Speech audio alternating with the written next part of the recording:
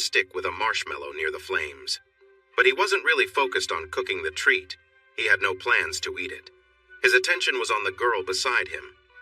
It was the night of their 9th grade graduation party at the lake, and after a year of trying, Jen had finally agreed to be his date. With his arm around her, they both gazed into the fire. Jen nestled close and rested her head on his shoulder. Jonah could feel her warmth, yet he noticed the sounds around them too. A few crickets chirped in the trees. Some toads were calling down by the river. Fowler's toad, he thought. And what about that sound? A whippoorwill? No, it must be a chuckwill's widow. Those were more common around here. Ah, life felt great. Perfect even. Just a few more days of school, and then they would have the whole summer together. He cuddled her closer, but she shifted and said, "I'm sorry, Jonah. I need to go inside for a moment, but I'll be right back. Save my place." She kissed his cheek, and he watched her walk away. She looked lovely. Despite the warmth of the fire, he felt the cool night air in all the spots where she had rested against him. Suddenly, he noticed someone else sitting next to him on the log. He turned and saw Noel. "Noel, what are you doing here?" "Jonah, I need to talk to you. It's important. I see you like Jen, and that's great. I want you to be happy, but I need to tell you that I like you too. I've liked you for years. If things don't work out, will you think about calling me?"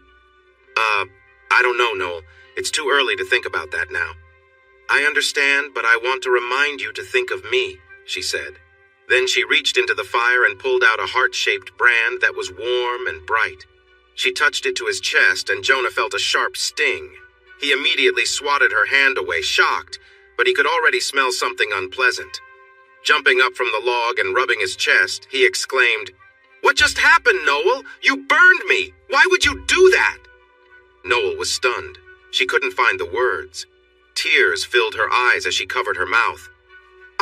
Oh, Jonah, I'm so sorry. My brothers and father said it wouldn't hurt. I didn't know it would do that. Please let me help you." "You're not stupid. You just scared me. Please, leave me alone," Jonah exclaimed, turning and walking quickly to the house, pulling his shirt off to see the mark. Noel sat still for a moment, watching him walk away. She could hear him muttering upset words as he headed inside. She stood very still, tears streaming down her face. Everything at the party had come to a halt. Everyone was watching her. But she didn't mind. She was used to it. They knew her family and thought she was just like them. All she could think about was that the boy she loved would now dislike her forever. She turned and stumbled into the woods. She thought about walking into the lake to end her pain, but she felt she needed to make things right. She felt guilty toward Jonah and the world. He was right. Her family had serious problems. She had a father who made bad choices and 3 older brothers who were known for getting into trouble. They had all been in trouble with the law before, but she couldn't understand why her own family treated her this way. Why had they done this to her? Why did she ever believe they wanted to help? Soon, she planned to move out and leave just like her mom had. As she walked in the woods, she picked up a hot poker and pressed it against her chest. A low moan escaped her as it burned.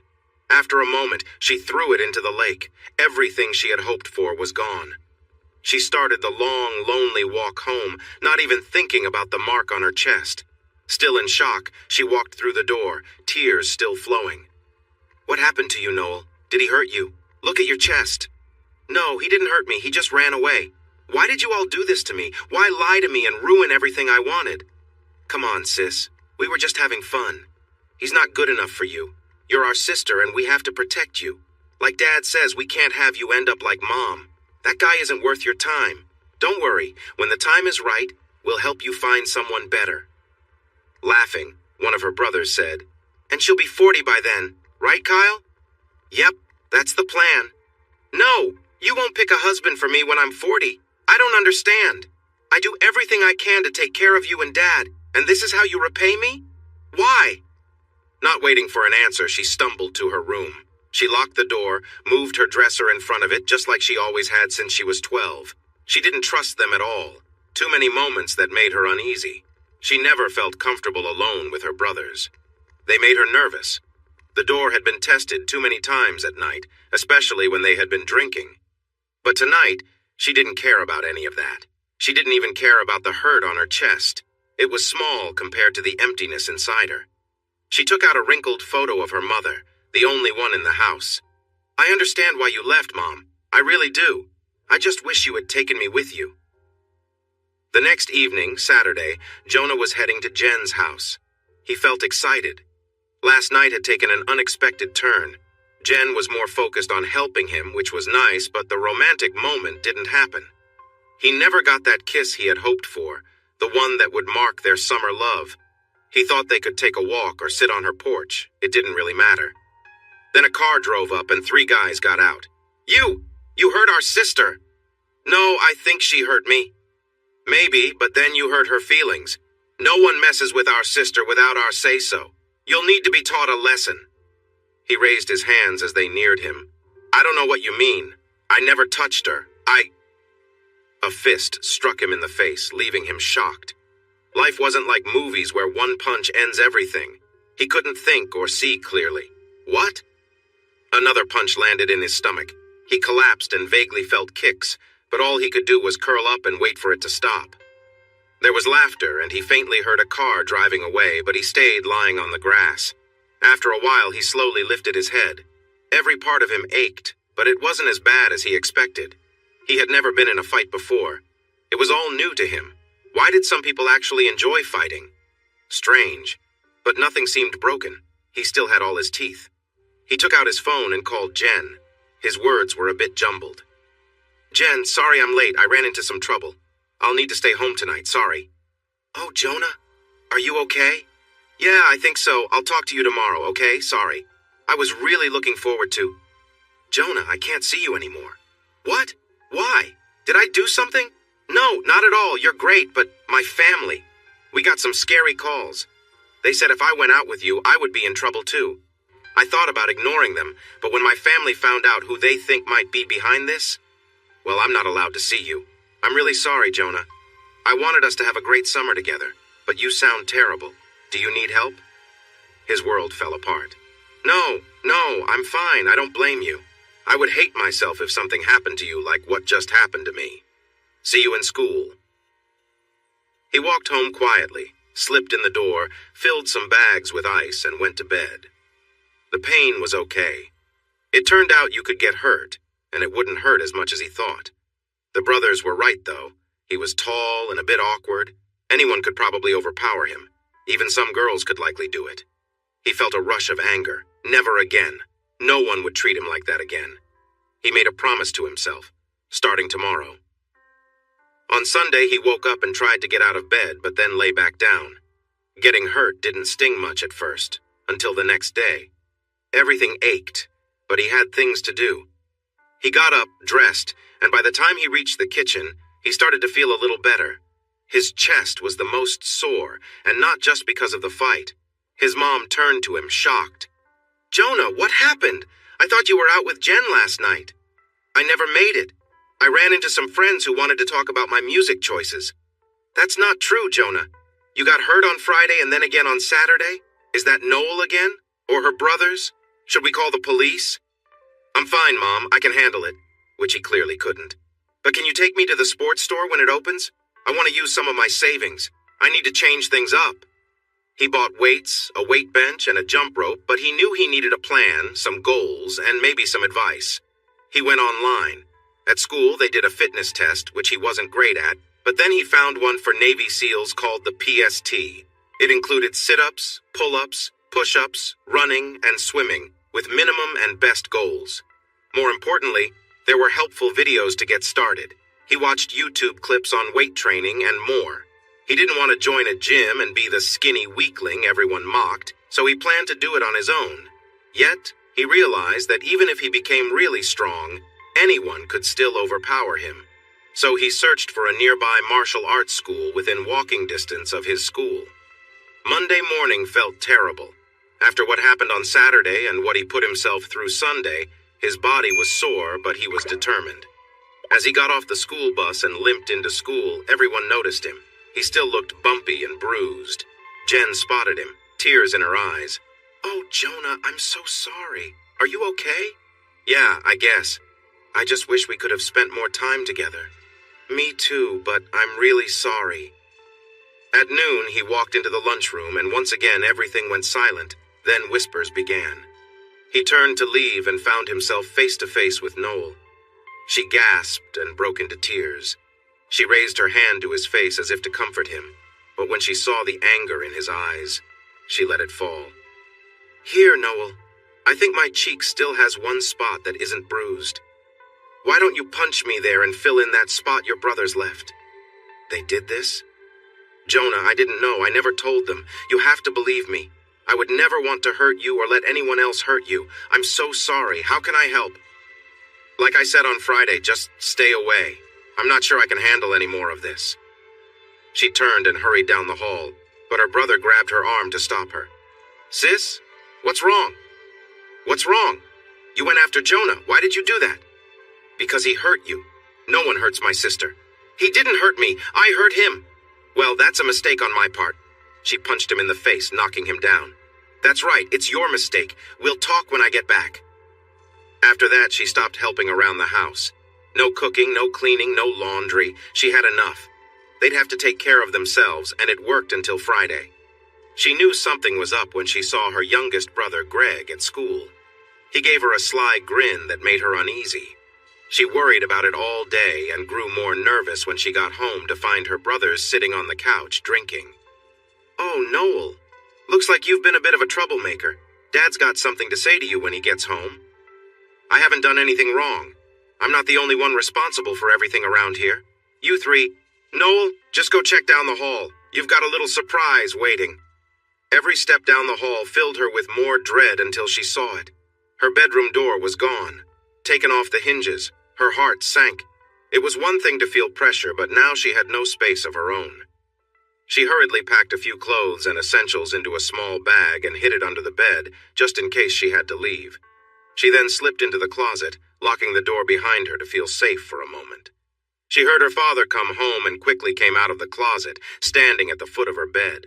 She stood still, trying to shut down her emotions. She felt nothing, looked blank, and made no effort to defend herself. She just hoped the conversation wouldn't go on too long. Noel, I'm disappointed. You've been irresponsible, and on top of that, you're not helping out like you should. You've got about 30 seconds to get back to doing your part, or that door stays off for good. What's it going to be? I'm sorry, Dad. I'll do my share again. I shouldn't have stopped. Please forgive me. Good. That's what I want to hear. We all care about you, Noel. Now go out there, apologize to your brothers, and get dinner started. And while you're at it, make one of those chocolate cakes we all like. We need to celebrate being one big, happy family again. And you need to get working, Noel. You're behind on the laundry, the dishes are piling up, and the restrooms need cleaning. I don't understand why your brothers make such a mess when they drink. Kyle! Travis!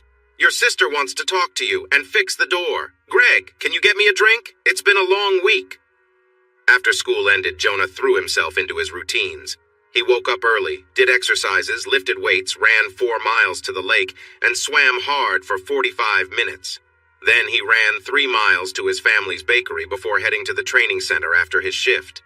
He would attend classes and work out for an hour or two, then run home again. It was tough, but he loved it. After all, he didn't have much else to do. No girl seemed interested in going out with him for long. They would call it quits after just a date or two. Word got around, and soon he was having trouble getting even first dates. Jonah got stronger each year, but still no dates. He was accepted into a wilderness EMT program in Colorado, which combined college classes with EMT training. Summers would be filled with activities like search and rescue, rope courses, rock climbing, kayaking, nature studies, and leadership courses. He was eager to begin and signed up for summer classes to get ahead. Noel earned her GED in her junior year just in case, but continued school to take nursing courses. Her evenings were filled with nurse aid classes, and she got her certification by senior year. She was accepted to a nursing school in Washington, far from her father and brothers. Between her busy schedule and her share of chores at home, sleep was hard to come by. Jonah was excited. He finally had a date for the graduation formal with a new girl at school. He double-checked his tuxedo, picked up the flowers and corsage for Emily when his phone rang. It was Emily. Hi, Em. I'll be there soon to pick you up. I can't wait for the party with you. Wait, are you crying? What's wrong? She was sobbing. Jonah, I'm really sorry, but I'm scared. For 2 days, my family received strange phone calls telling me not to go with you. I told them to leave us alone, but they even slashed my car tires and left a note saying that it was just the beginning. I just can't go with you. I understand. It's okay. You're making the right choice. I don't want anything bad to happen to you or your family. Those people sound dangerous. Thanks for considering me. Good luck at state in the fall. If you still want to go, I can stay home to make things easier for you. I bet you'll look lovely in your dress. And what you just offered is exactly why I wanted to go to the dance with you. But my family feels I need to stay safe. Thanks, though. Have a great summer in Colorado. I'm envious. He decided to go to the party anyway.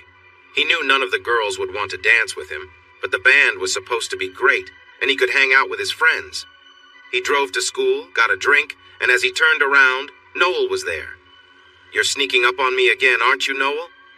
Jonah, I know you don't think much of me, but could we have just one dance together? Please? It's okay if you're not into girls. That's fine, please. He stared at her in surprise. Not into girls? Why do you think that? Well, you don't date any girls in school. You're the best-looking guy in the class, and you're always with the guys. Are you serious, Noel? I never have dates because of you. Every time I start to date someone, trouble happens. I'm untouchable. I had a date for tonight and you messed it up. Jonah, I didn't do that. I'd never do something like that. I had no idea. I want you to be happy, even if you don't like me. Oh no, my brothers, Jonah, I'm really sorry. If I had known. It's hard to believe you, Noel, and I'm tired of your apologies.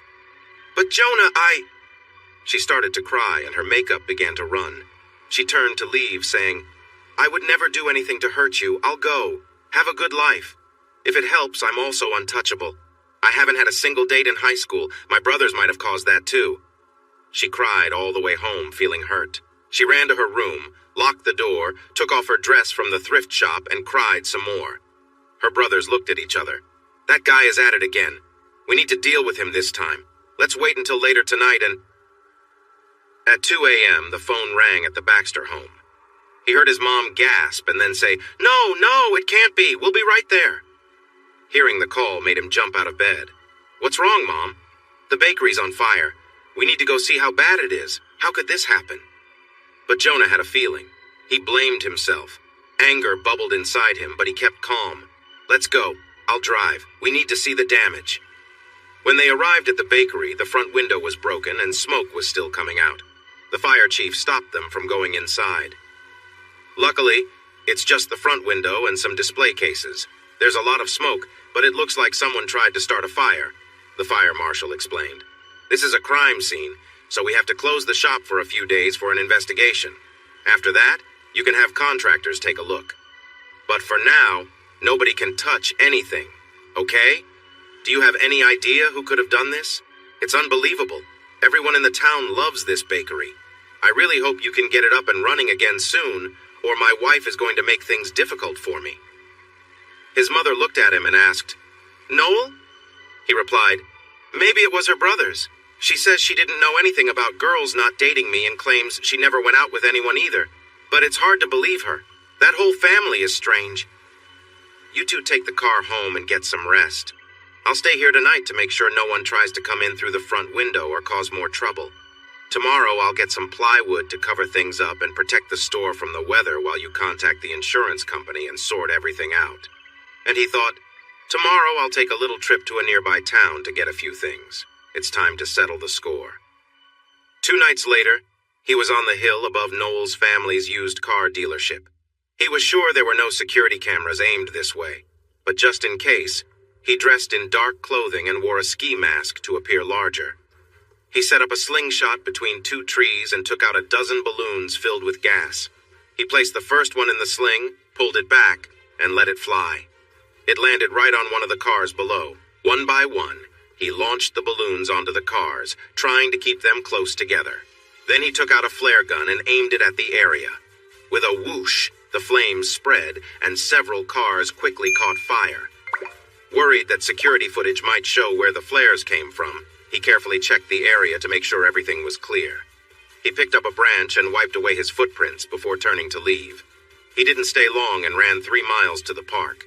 There, he took off his outer clothes and rubber gloves, then rolled back an old log near the lake and stuffed everything inside a spot he had prepared earlier.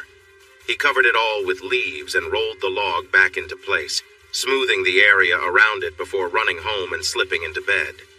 Chaos erupted at Noel's house. She cried herself to sleep over the loss of the bakery. Her brothers denied any involvement, but she knew they were the ones responsible.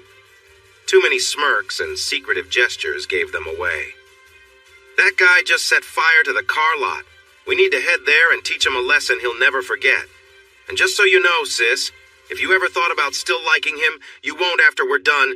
You might not even recognize him. Kyle, please don't. You don't know it was Jonah. I swear I'll never want to see him again, please. He'd never do anything like that. And to avoid any confusion, I'm taking your phone and computer. See you later, sis. Lock her door too, Kyle. Better yet, get one of those big screws from the garage and use it to secure her door. That way we don't have to worry about her trying to escape. Sure, Dad. Jonah was out for his morning run to the lake when a car arrived, and 4 guys got out.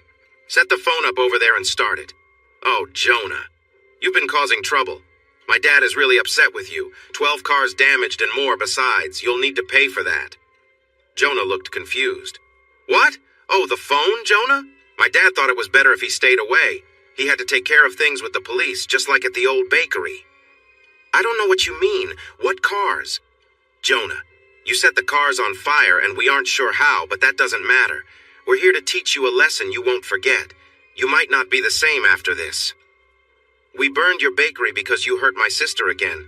She's not as smart as she should be, you know? We will make sure you and no one else can date her. We'll decide who she can marry soon enough, but let's focus on the matter at hand. Last time we just hurt you. This time we'll do more damage and you won't be able to eat solid food for a while. Look, Kyle, I didn't hurt your sister. Don't know anything about the cars, and I ask you to reconsider. I fear you all won't be the same after this. Let's take a moment to breathe and let the authorities handle it. They all laughed. Kyle moved closer to Jonah and swung at him with his left fist. Jonah shifted slightly and the punch missed. Kyle then swung with his right, and Jonah dodged, kicked him in the stomach, then in the face. Kyle stumbled back, and Jonah struck his knee, causing him to fall. The others watched in shock, but quickly regained their composure and charged at him. Instead of backing down, Jonah moved forward, striking and defending skillfully. Within moments, it was over. He pulled out his phone and called for help. Hello, this is Jonah Baxter. I want to report an attack near the park. These guys admitted to burning down my parents' bakery. I need a police officer and some ambulances. No, I'm fine. Yes, I'll wait here. He went to see if he could offer any help. Here's the phone, officer. Instead of me explaining, why not take a look? Oh no, the phone is locked. Let me try this. He walked over to Kyle and swiped the phone while holding it up to his face. He opened the video and handed it to the officer. So how did you learn to fight like that? A group of boys really picked on me in 9th grade. I figured it might happen again, so I needed to be ready. I tried to stand up to them. Yes, you did. Will you be around? Yes, for a few days. But then I'm supposed to start school in Colorado. I can come back or do Zoom calls if you need me. We'll keep in touch. It looks like we have some evidence about these guys for other charges. Do you want to file any charges for what happened? No, I'm okay. That decision will be up to the county attorney. We'll be in contact. Noel heard her dad answer the phone. What a mess. Let me call our lawyer and head down there. Unbelievable. Noel smiled. I'll take care of things, Jonah. Mom, I'm going to call the school and stay here to help. You'll need a lot of help getting the shop back in shape and ready again. It sounds like the insurance company could take a while to settle things. Absolutely not. I won't hear another word about it. Your dad and I can handle this. I know you think we're old-fashioned, but we can manage. We've worked hard to let you chase your dreams just like we did when we started the bakery. But no discussion. We will miss you so much, Jonah. But staying will break my heart. Please, give me a hug and go. Call me every day to let me know how things are. It'll take you a few days, but at least the trip is straightforward. Now, hug me and enjoy yourself. It sounds exciting. I wish we could help you settle in, but not a problem, Mom. You need to be here. That's what matters. Love you. Later that day, Maria Baxter sat on the couch with tears in her eyes. The house felt so empty. Where had the years gone? How could Jonah be leaving already? She looked at his baby pictures, remembering the day she brought him home, her youngest child. She had worried about this empty nest phase, and now it was here. The doorbell rang. She wiped her eyes, took a deep breath, and opened the door. A young woman stood there. "Yes? Can I help you?" The girl looked nervous, but took a deep breath. "Mrs. Baxter, I'm Noel Carter and I—" Maria gasped. "Miss Carter, haven't you and your family caused enough trouble already?" "Yes, ma'am, we have. That's why I'm here." "What could you possibly want? Are you here to cause more problems? Why are you here?"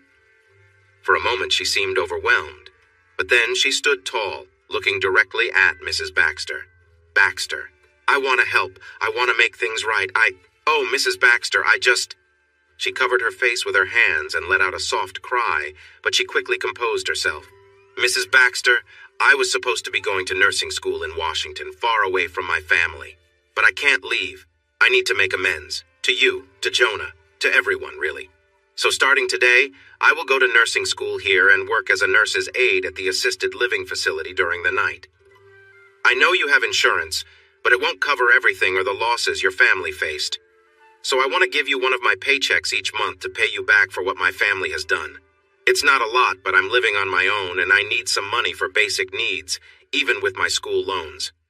I'll do anything to help. I can work at the shop, clean, cook, or help with shopping. Whatever I can do between school and work." Tears streamed down her cheeks. "Please, Mrs. Baxter, I need to do something. I feel so bad. I care about Jonah so much and my family has hurt him." "You care about my son?" She nodded. "I knew he was the right person for me since middle school. I know it sounds silly, but I've never dated him or even talked to him much except to apologize. But he's always on my mind. All I want is to make sure he is happy and to support my brothers." She paused. Taking her hand, Mrs. Baxter pulled her into the house. "Come in, dear. Let's have a cup of coffee and talk. I think we have a lot to discuss. There's more to this than I realized." She smiled. "And that old announcer used to say something like, 'And for the rest of the story.' I can't remember his name, though." Noel looked at her, confused. "It must be before your time." An hour later. "So, you didn't know about the fire or the fight beforehand?" She shook her head. "After the cars caught fire, they went to find Jonah. I wanted to warn him, but they took my phone and locked me in my room. They even jammed my door shut. I was really worried. I thought I might lose it by the time my dad went off the deep end. I was so relieved when I learned Jonah was okay." "You haven't mentioned your mother." "My mom left when I was 5. I guess there was too much going on. I don't remember her much and don't blame her. I've been planning to leave for years, but I felt I needed to finish high school even though I got my GED last year. To be honest, I'm not sure if they were ever officially divorced. I don't blame her, but it meant I became like Cinderella. I had to take care of 4 lazy brothers. I did the cooking, cleaning, and laundry. I was like their maid. I worked all weekend while they relaxed. I guess that's why nobody ever wanted to date me either." "Really? Did you ever think about finding your mother?" "I think about it a lot. I hope she is happy. Soon? Maybe? Not yet. At least Jonah seemed to have some good dates. Not a single guy ever asked me out. Ever. So, Mrs. Baxter, I want to help." "No. I'll tell you what I told my son not long ago. Go to school in Washington. We can manage." "Too late. Everything is already set, and I have a small apartment and things. So..." Maria looked at Noel. She liked her. She was honest, open, full of energy, had strong values, and it was clear she cared for Jonah. She would have been perfect for him. Too bad. "Okay, it's a deal." Noel jumped up and hugged her, almost spilling her coffee. Thank you. I work Friday, Saturday, and Sunday nights from 7 to 7. The extra pay helps. I have classes most days, but I'll make it work after school and during the weekends." "When do you plan on sleeping?" "I hear sleeping is overrated, at least for now." They both laughed. "But, Mrs. Baxter, please don't tell Jonah. I don't want him to think I'm doing anything wrong or worry that something is up. Deal? When he comes home for Thanksgiving or Christmas, I'll just kind of disappear. Deal. But remember, just like I told Jonah, your education is the most important thing. And in your case, your job too. If you need anything, you have to let me know. You're too young to be on your own completely. If you need help, please ask me." Noel's eyes filled with tears as she touched Maria's hand. "Thank you. That's more than I could have ever hoped for. I won't let you down, I promise." I'm sure you won't. How about we start at the bakery? Great. Do I need to bring anything? Nope. I have everything we need. Noel helped take out the old cabinets, counters, display area, and flooring, then helped put in the new ones. She scrubbed, sealed, and painted the walls while they gathered supplies and prepared to cook. Within 2 weeks, they had been inspected again and were ready to bake. There was a lot of laughter and storytelling as they enjoyed each other's company. The three of them became close quickly. With friends from nursing school, Noel created social media pages for the bakery and filled them with photos of the shop and their treats. They also put up flyers everywhere to promote the reopening. The grand reopening was on a Saturday, so Noel could be there. She welcomed both old and new customers, helped with their orders, and chatted with everyone. She loved it. She felt useful and appreciated. It was a completely new feeling for her, something she had never experienced at home.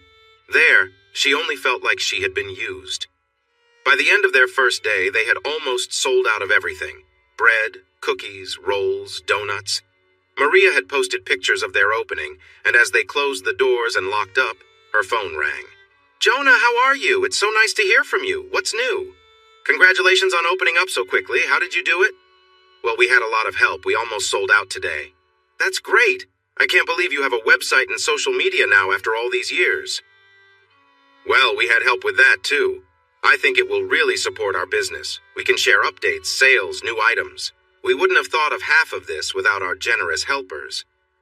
"Speaking of helpers, Mom, one of your photos shows a girl with dark hair who kind of looks like Noel. Was she there?" "I'm not sure what she looks like, dear. I'll check the yearbook. That was probably just a customer." "With an apron? Mom, please be careful. I know the sons are in jail right now, but their dad's out and, well, the whole family is trouble. So just be cautious, okay?" "All right, so how's school going?" And then the questions began.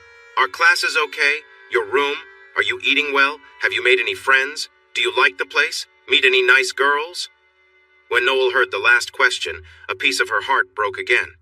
She knew he would find someone, and it wouldn't be her. But she just wanted him to be happy, right? No, she wanted to be the one to make him happy, but how? After hanging up, she turned to Noel. "We couldn't have done all this without your help. The insurance company is still working on our claims, so thank you." She wished there was a way to get Jonah to notice her. They would make a great couple. "I tell you what, Henry, I'm not cooking tonight. You're taking Noel and me out for dinner." "I would love to, Maria, and thank you for the offer, but I have to go to work. I need to be there around 6:30. Oh, that reminds me." He pulled a check out of his pocket and handed it to her. "Oh dear, no, you've done so much already. A deal is a deal, Mrs. B." He hugged them both and got a bit emotional. "Thank you. You have done more for me than you know. So, are you baking tomorrow?" Maria nodded. "Can I help? Maybe you can teach me a few things. I can cook, but I've never baked, not really, just cookies and boxed cakes for birthdays." A flash of anger crossed her face as she remembered the things she had to do for her family, but then she relaxed. "See you tomorrow, and thank you again. It means more to me than you can imagine." Maria sighed as she left. "Henry, I swear she's the daughter we never had. Her childhood must have been hard, but she's grown into such a wonderful young woman." As Jonah hung up, he felt uneasy. That had to be Noel. The hair and shirt looked so familiar. His mom had seemed evasive and changed the topic too quickly. What was going on? Noel had become a part of the family, often spending time with the Baxters or at the shop. She was getting better at baking and loved helping Henry prepare treats to sell. They shared many hugs and playful conversations. With Thanksgiving approaching, Maria said, "Noel, Thanksgiving is coming up. Jonah just told me he won't be coming home, so you'll join us, right?" "Oh, Mrs. B, I would love to, but I actually have to work a double shift on Thursday to let others spend time with their families. I work again on Friday night, too. I'm sorry. Can you save me some leftovers?" "We'll do even better. You need to rest on Friday, so why don't we have turkey and all the fixings on Saturday? I'll record the parade so we can watch it together. It wouldn't be the same without you, Noel." "Really? You would do that?" "Absolutely." She hugged Maria tightly, not wanting to let go. "I've never had a homemade Thanksgiving meal before, at least not that I can remember. My dad would just order a bunch of food and serve it buffet style so he and the boys could watch the games. It wasn't really like in the movies, especially since I had to clean everything up. So, Mr. B, I would love to come, but only if you let me bring some things and help cook. I want to learn. Deal? Yes, Noel, that's a deal, but please call me Maria. I've tried, but I can't.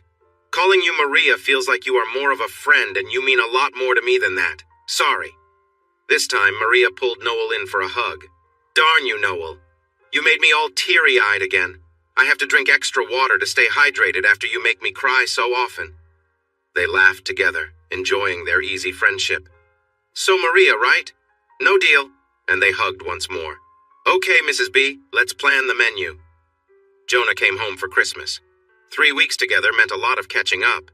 Noel stayed busy and took on shifts for Christmas Eve, Christmas Day, New Year's Eve, and New Year's Day. Holiday pay lets others be with their families, she explained. On Christmas Eve, just after lunch, Maria said, I need to run out and drop off a few things. I'll be back in a couple of hours and then we can make dinner. Do you need help, Mom? No, Jonah, but thank you. Spend some time with your dad and I'll be back soon. She drove to Noel's place and realized she had never been there before. How had that happened? She parked in front of a worn-down apartment building in a rough part of town. That can't be right! But the address was correct, so she went up and knocked on the door. She heard Noel say, Who is it? Maria. Noel sounded worried. There was a reason she hadn't invited the Baxters over. Slowly, she opened the door. Mrs. B, please come in. Can I get you some coffee or something? Maria looked around and was surprised. There was only one room. A chair, a lamp, a foam pad on the floor, cardboard boxes for a dresser, and a small table with one chair. But there were plants everywhere, and a big pine branch filled with handmade decorations. A goldfish was in a small tank on the table. She looked up and saw Noel was crying. She seemed very embarrassed. Come here, Noel. They hugged. Maria could feel Noel's tears. It's okay. Why didn't you tell me? This is all I really need, and it's all I can afford. I don't make much as an aide, especially with school, and even with loans, I just feel so ashamed. No, please don't feel that way. Henry and I didn't have much when we started, and our first place looked quite similar. Well, maybe not exactly like this. But I love what you've done here. They both laughed, and Noel hugged her again. Oh, Mrs. B, if you only knew how much you've changed my life. I love you. Is it okay to say that? I'd feel sad if you didn't say it because I feel the same way. You're like a daughter to me, but you need to stop making me cry all the time. Remember I warned you about that. They smiled at each other and laughed again. Seriously, Noel, you've brought so much joy into our lives. Do you have a tissue? You're making me all teary again. Anyway, this changes my plans a bit. Here are some gifts we got for you. I know you'll try to refuse, but get in the SUV. I'm taking you shopping. But Mrs. B, you need to be home with Jonah. It's Christmas Eve. I won't take no for an answer, and Henry would feel bad if I didn't help. Besides, he can keep Jonah busy. It's not like he's 6 and needs milk and cookies anymore. I hope the stores are still open. A few hours later, they had a new bed, dresser, linens, a toolkit, and more than they could fit in the car. Mrs. B, you shouldn't have.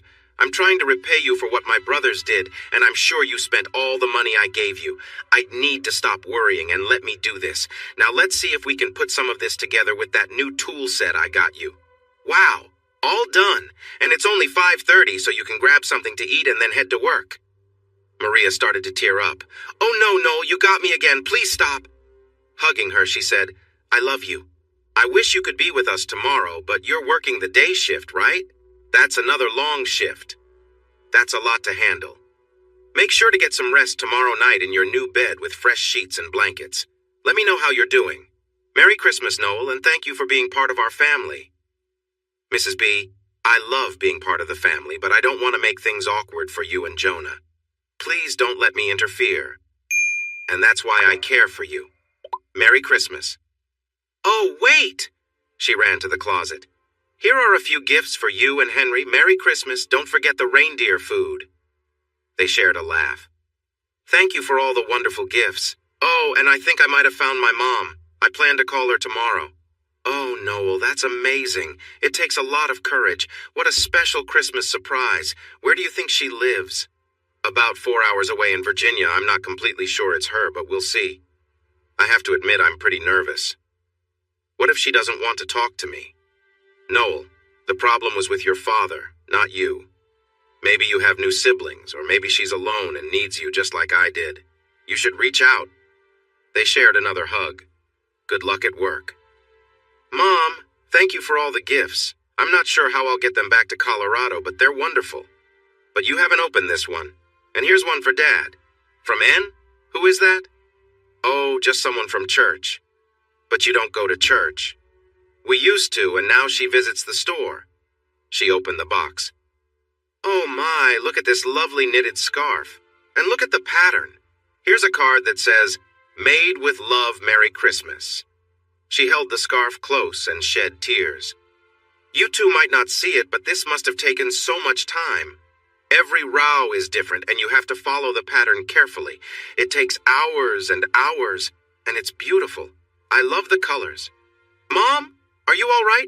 Here, let me get you a tissue. Maria showed the scarf to Henry as more tears fell. My Noel, she thought. Thank you. The next day on Christmas, during her lunch break, Noel nervously dialed the number. Hello, Merry Christmas. Hi, I'm trying to find someone. Is this Maggie Carter? No, who is asking, please? This is Noel Carter, or could it be Maggie Bristol? Sorry, ma'am, there's no one by those names here. Okay, I'm sorry for bothering you. I hope I didn't interrupt anything. Merry Christmas. You too. Her heart sank. She had been so sure. The marriage records and everything else she had found. It had to be her. She sighed and was about to go back to work when her phone rang. She set down the folded paper bag and answered, Hello, this is Noel. Merry Christmas. Noel, you just called here. I wasn't thinking, it's Christmas and all, and Noel heard a deep breath. Sorry, I'm nervous. Are you Noel Carter from Rocky Mount? Yes, that was my name when I was younger. Now I'm just outside Wilmington. There was a brief silence. Wow, you're my sister. I'm Maggie Spencer, but I used to be a Carter. I'm Sophia. Oh my gosh, she's going to be so surprised. Noel, she talks about you often, especially at Christmas. Really? She thinks about me? Absolutely. She gets all emotional and has searched everywhere for you, but there's nothing online. Not much to find, and no one really knew me. I feel pretty ordinary. What? No way. My mom always says, nobody's a nobody. You have to come visit. You need to surprise her. She'll be so happy, I promise. Laughing, Noel replied, Not quite the welcome I imagined, but I can't today. I have work. Working on Christmas? That's a bummer. What about tomorrow? She teaches at the community college, so she's off. Sure, I'll need some rest since I worked last night too, and it's about a 4-hour drive, so maybe around 10 or 11. That sounds great. I'll make sure she looks good for the surprise. I'll even film it to share later. I can't wait to finally meet you, sis. Noel pulled out her phone. Mrs. B, just talked to my sister. I'm going to visit tomorrow. Thanks for helping me be brave. Merry Christmas. Love you. That's fantastic. Safe travels. Let me know how it goes. Miss you. Love. Who was that, Mom? Just a friend wishing us a Merry Christmas? He frowned, feeling uneasy about everything. Maybe his parents were just getting older. But what was up with the N on the present? As Noel drove into the driveway, she hesitated. The house was enormous, with beautiful gardens stretching across the land. It was so different from her dad's house. This was it. She collected her purse and gifts, pulled up the hood of her raincoat, and stepped out into the rain. It figured that it would be pouring. The wind blew her hood back and soaked her face before she could fix it. Noel climbed the 2 brick steps, passed between the tall columns, and knocked on the solid wood door. Sophia, please answer the door. I can't, Mom. I just did my nails. Come on, Sophia. I'll be there in a minute. Sophia smiled and grabbed her phone. Maggie opened the door. Yes? Can I help you? She paused when she saw Noel. Noelle pulled her hood back to reveal her face. Mom? With a joyful gasp, Maggie stepped forward and wrapped her arms around her. They clung to each other and began to cry, drenched from the rain, but completely unaware of it. Noel, I've missed you so much. I think about you all the time. I'm so sorry for leaving you with... It's okay, Mom. I've been okay. I thought about you too, but sometimes it's hard to remember everything. I only had one small, crumpled picture he must have missed. Come in. Come in. She laughed. We're both wet from the rain. She hugged her again. I'm afraid to let you go. It just doesn't feel real. Mom, She called yesterday. At first, I didn't know who it was. She asked for Carter, and then I called her back. So, you knew about this? Of course, Mom, and it's all ready to be shared. I should have guessed. You've been acting a bit strange today. Noel, oh my, you're beautiful and grown up, but you still look the same, so different from your sister. Sophia frowned. Mom, but you are Noel, even if it looks like someone splashed a bucket of water on you. Shouldn't you invite our guest in, have her sit down and offer her something to drink? Maggie smiled. You'll have to forgive your sister. She can be a bit rude, excuse my language. Noel laughed, but then got caught up in another hug, this time from Sophia. A sister, I can't believe it. So I guess Mom might have lost some of her social skills. Please, Noel, sit there. It's usually Dad's special chair. So special that no one else can use it, but he had to check on some patients at the hospital. Mom, Noel worked all night on Christmas Eve and all day yesterday. That's crazy. I mean, Dad does it sometimes, but he's not exactly, well, normal. Noel chuckled.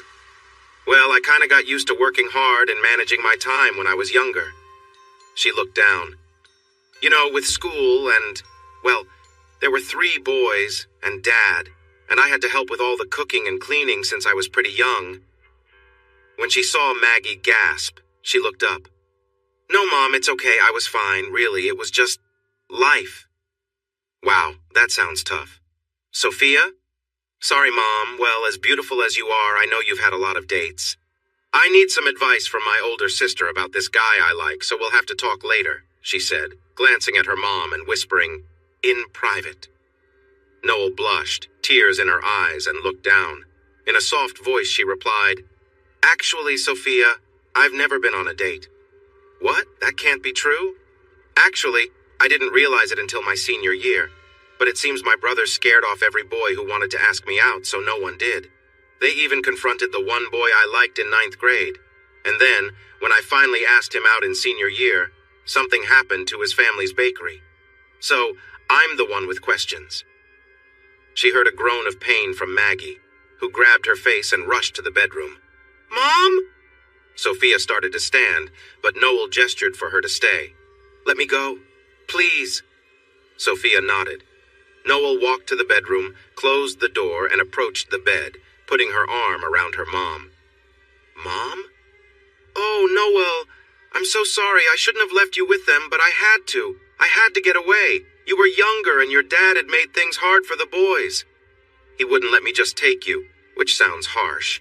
But they were really difficult, and I couldn't manage all 4 of you. Plus, I didn't have a job, and... It's okay, Mom. It's all in the past. I'm fine. I'm happy. I'm in nursing school. I work as a helper. I have my own apartment. And there's this couple, actually the parents of the boy I still care about, who have become like my family. It sounds strange, I know. We'll talk more about it later when I share some dating advice with Sophia. She chuckled softly. So, now everything is great.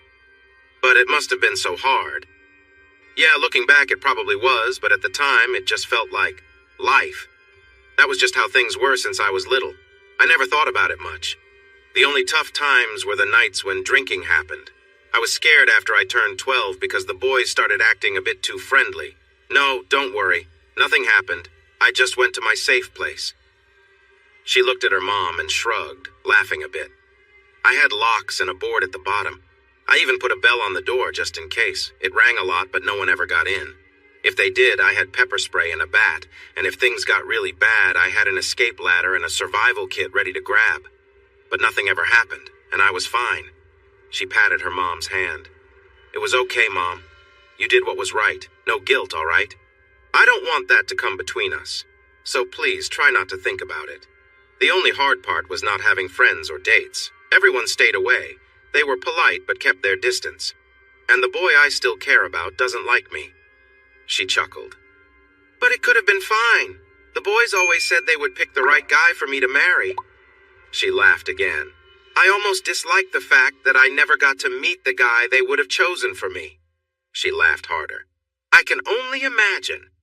Her mom looked at her, amazed at how well she adapted to her situation and still managed to laugh. What a wonderful laugh it was. Come on, Mom. Let's go back out. I think Sophia is really worried. Sophia jumped up. Are you okay, Mom? Sure, just caught me off guard a little. I'm fine now. What about your dad and brothers? Sophia, you have 3 brothers too. I know I haven't talked much about them, but maybe you can meet them if you want. It'll take a while. Long story short, after my brother stood up for me against the boy I liked in 9th grade, he changed into quite the strong guy. The word was he went through tough training and became really fit. I don't know the details, but he got big and was always running around. He even swam in the lake most of the winter. Pretty wild. I decided to be brave and asked the boy I still liked to dance at the senior graduation dance. Well, it turned out the boys had caused trouble for his date and she canceled. So neither of us had dates. He was really upset and didn't act like I thought he would. I went home crying. Not my proudest moment, for sure. Oh, Noel, that sounds awful. Yeah, the boys thought it was terrible too, so they took action and messed with his family's bakery. Fortunately, it wasn't too badly damaged. 2 nights later, someone set fire to my dad's car lot. It ruined a lot of cars, and nobody found out who did it. But I have a strong feeling it was Jonah. The boys took a friend along and decided to teach Jonah a lesson. They were kind of foolish, though, because they recorded their actions and showed it to my dad. They admitted to what they did, and then Jonah got really angry. He ended up hurting all of them and called the police, showing them the video. Now all 3 of them are in jail. I haven't seen my dad since graduation. It's not the love story I wish I had. Pausing to breathe, I continued. I was supposed to go to nursing school in Washington, which is far away, but I felt I needed to take responsibility since all of this happened because of me. So I switched to nursing school at the local community college, got a job as a nursing aide, and convinced the Baxters to let me help fix the bakery. I send one of my paychecks to them every month and help out at the shop. I've become quite a good baker, and they have turned into a sort of family to me. That's wonderful, Noel. What about Jonah? I'm sure he still dislikes me. He's training for wilderness rescue and EMT in the mountains of Colorado. To complicate things further, he doesn't know anything about me or his parents. I spent Thanksgiving with them since he wasn't home. I helped with the cooking. It was such an amazing experience, so different from the store-bought dinner my dad always got. He would serve it buffet style so they could watch the games, and I ended up cleaning everything afterward. Wow, Noel, how do you stay so positive? Sophia's mom glanced at her, making her pause. It happened, and it's behind me now. I try to live by the saying, enjoy today so much that yesterday feels jealous. Jonah came home for Christmas, so I stepped back. But Mrs. B surprised me with a bed and other gifts on Christmas Eve. I couldn't believe it. Sophia listened intently, tears filling her eyes. She rushed over to hug Noel. Noel, that is such a sad story. I would be so upset all the time. How do you keep smiling? I'm not sure, Sophia. I think I just try not to dwell on it. It is what it is. Kind of like how a dog just enjoys life, you know? Something interesting happens with dogs. They just seem to move on no matter what. She laughed, adding, so I guess that makes me a bit tough. But Mom, I have a Christmas gift for you. It's not big, but I made it. Here, Sophia, here's one for you too. I'm sorry, Mom, but I didn't know if you were married or not. Well, I don't have a gift for your husband. Mom, I can't remember his name, but is it Spencer now? No, it's John. My last name is Spencer, that's right. Noel handed them boxes. They opened them to reveal scarves. Noel, this is lovely. Wait, you made these? The patterns are different. Sophia, these are really hard to make and take a long time. Thank you, Noel. I'm sorry I don't have anything for you. Someone didn't tell me you were coming. Wow, Noel, you're making me look bad. With school, work, baking, and knitting, how do you find time for all of this? In a playful fatherly tone, she said, well, my dear, if you'd focus less on boys and your phone, you'd be surprised at what you could do. They all laughed and hugged. You've actually met my dad, right? More laughter followed. Show us some pictures of your apartment. I bet it's beautiful. Noel glanced at Sophia, then looked down. I don't have any. To be honest, quoting Mrs. B, it's pretty rough. But it's what I could afford, and it's mine. That's what counts. Until the 24th, I just had a foam pad, a chair, a little table, a lamp, some plants, and my goldfish Herbie. She got me a bed, a dresser, and a lot more. No one has ever done something like that for me. Mom, I think we should support her more. No, really, I'm okay. I don't need anything. That's not why I came. But Mom, seeing you happy really makes me joyful. You don't know how much I've wished for your happiness, even if I'm a little complicated." More laughter filled the room. "I take back what I said. Mom, you should definitely keep her. Can I ask one thing? You don't have to answer, but Sophia is 15. I was 5 when you left, and I'm now 18. "I don't quite understand." "Wow, Mom. Noel, our mom isn't great at math. She couldn't help me with algebra or geometry. What she means is that you had 5 kids instead of 4, and you took me with you instead of Noel." "No, she began, then stopped. "What my somewhat quiet mom is trying to say is that I went with my dad. We were a package deal, and then she adopted me. So we're not related by blood, but you're still my sister, right?" "For sure. Forever." "Great. But honestly, I would have picked me too because I'm so adorable." She blinked cutely and tilted her head. Her mom playfully swatted her. "Okay, enough about that. Your home is amazing. I've never been in a place like this. And your yard?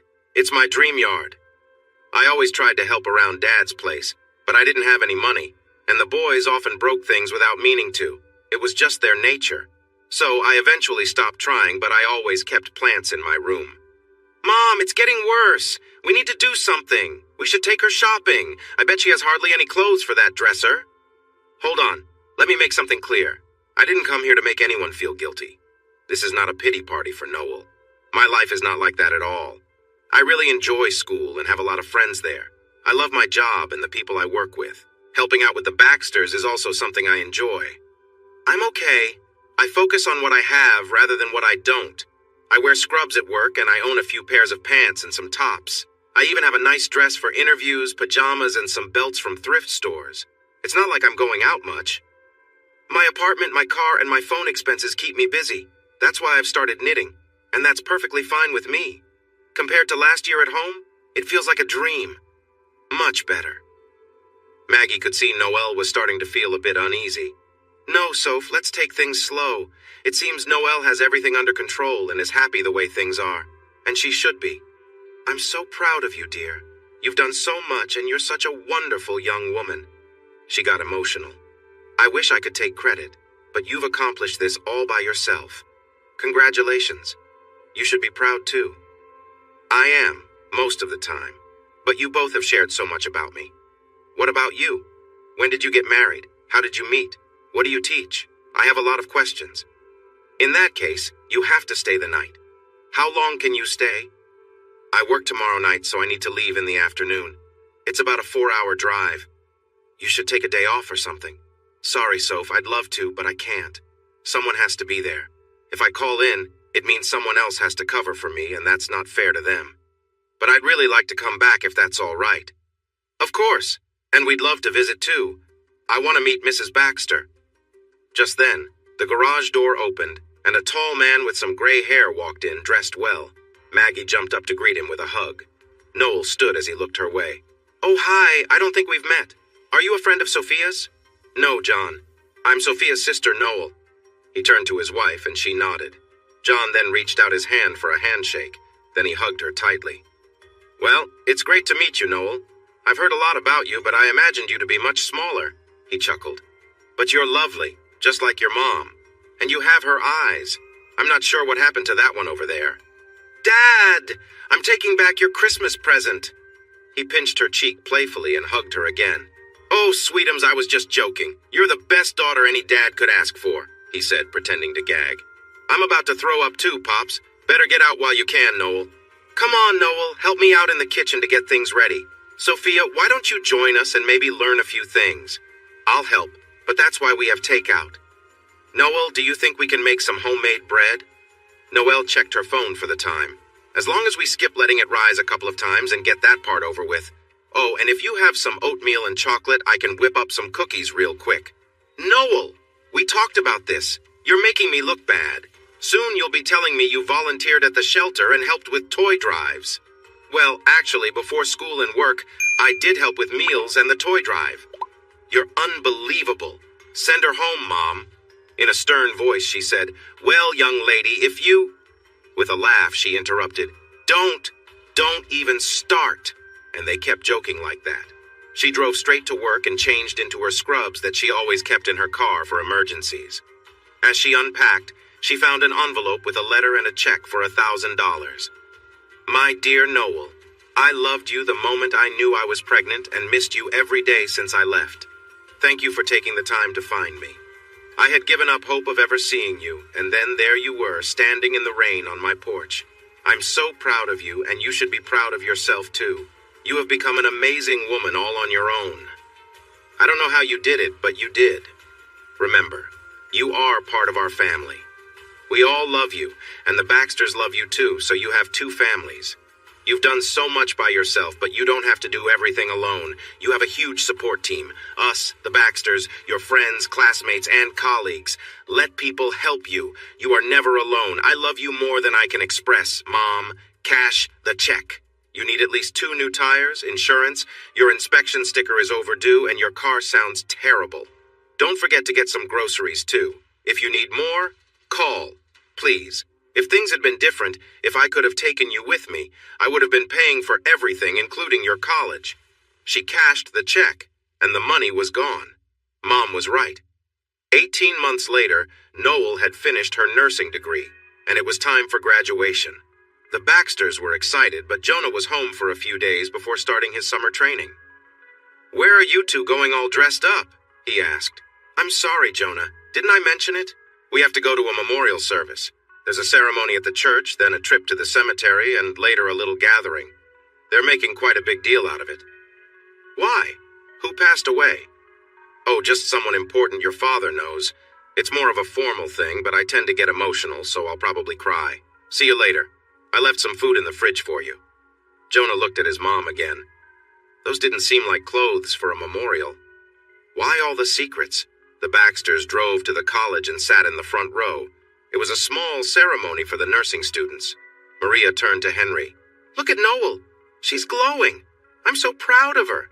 Remember, she said she was getting an award for being second in her class? She could never quite beat that one girl with a perfect memory. What was her name?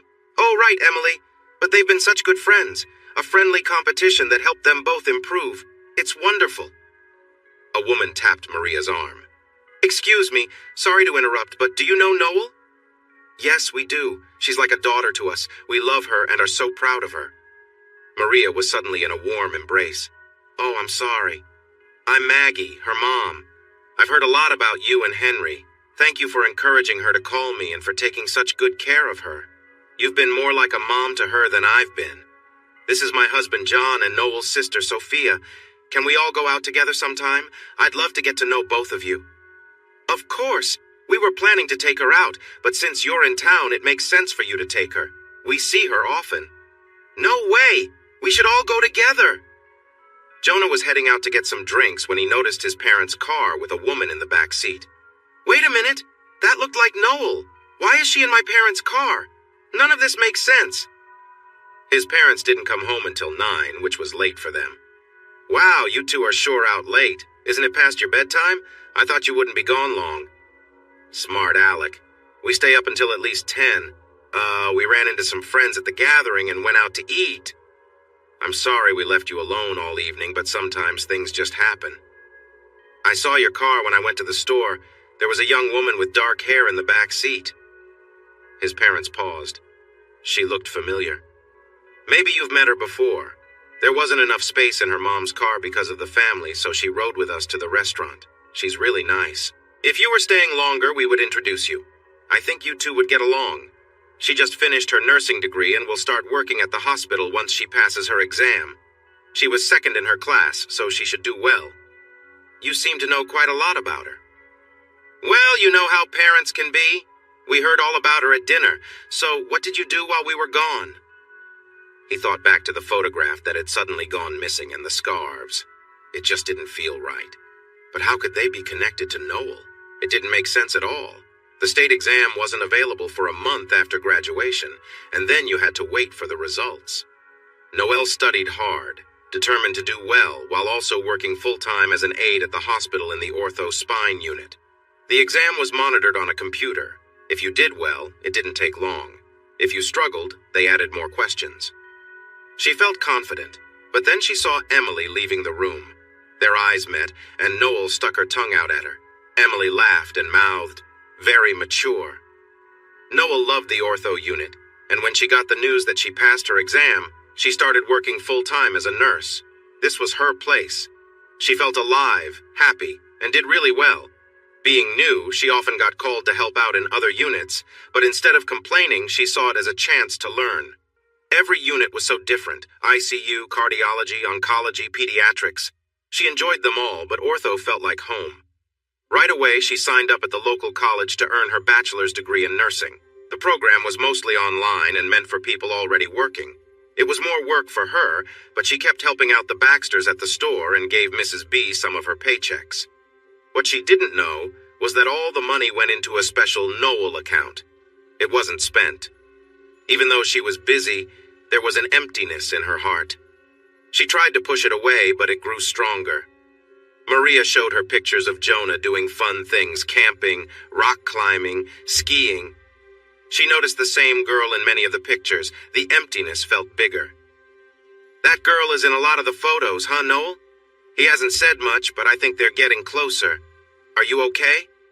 "Oh yeah, I'm fine. I knew I'd never be that girl, and I just want him to be happy. And well, I think I'd better go." Maria hugged her. "Noel, I'm really sorry. It's okay, really." It wasn't okay. It troubled her every night.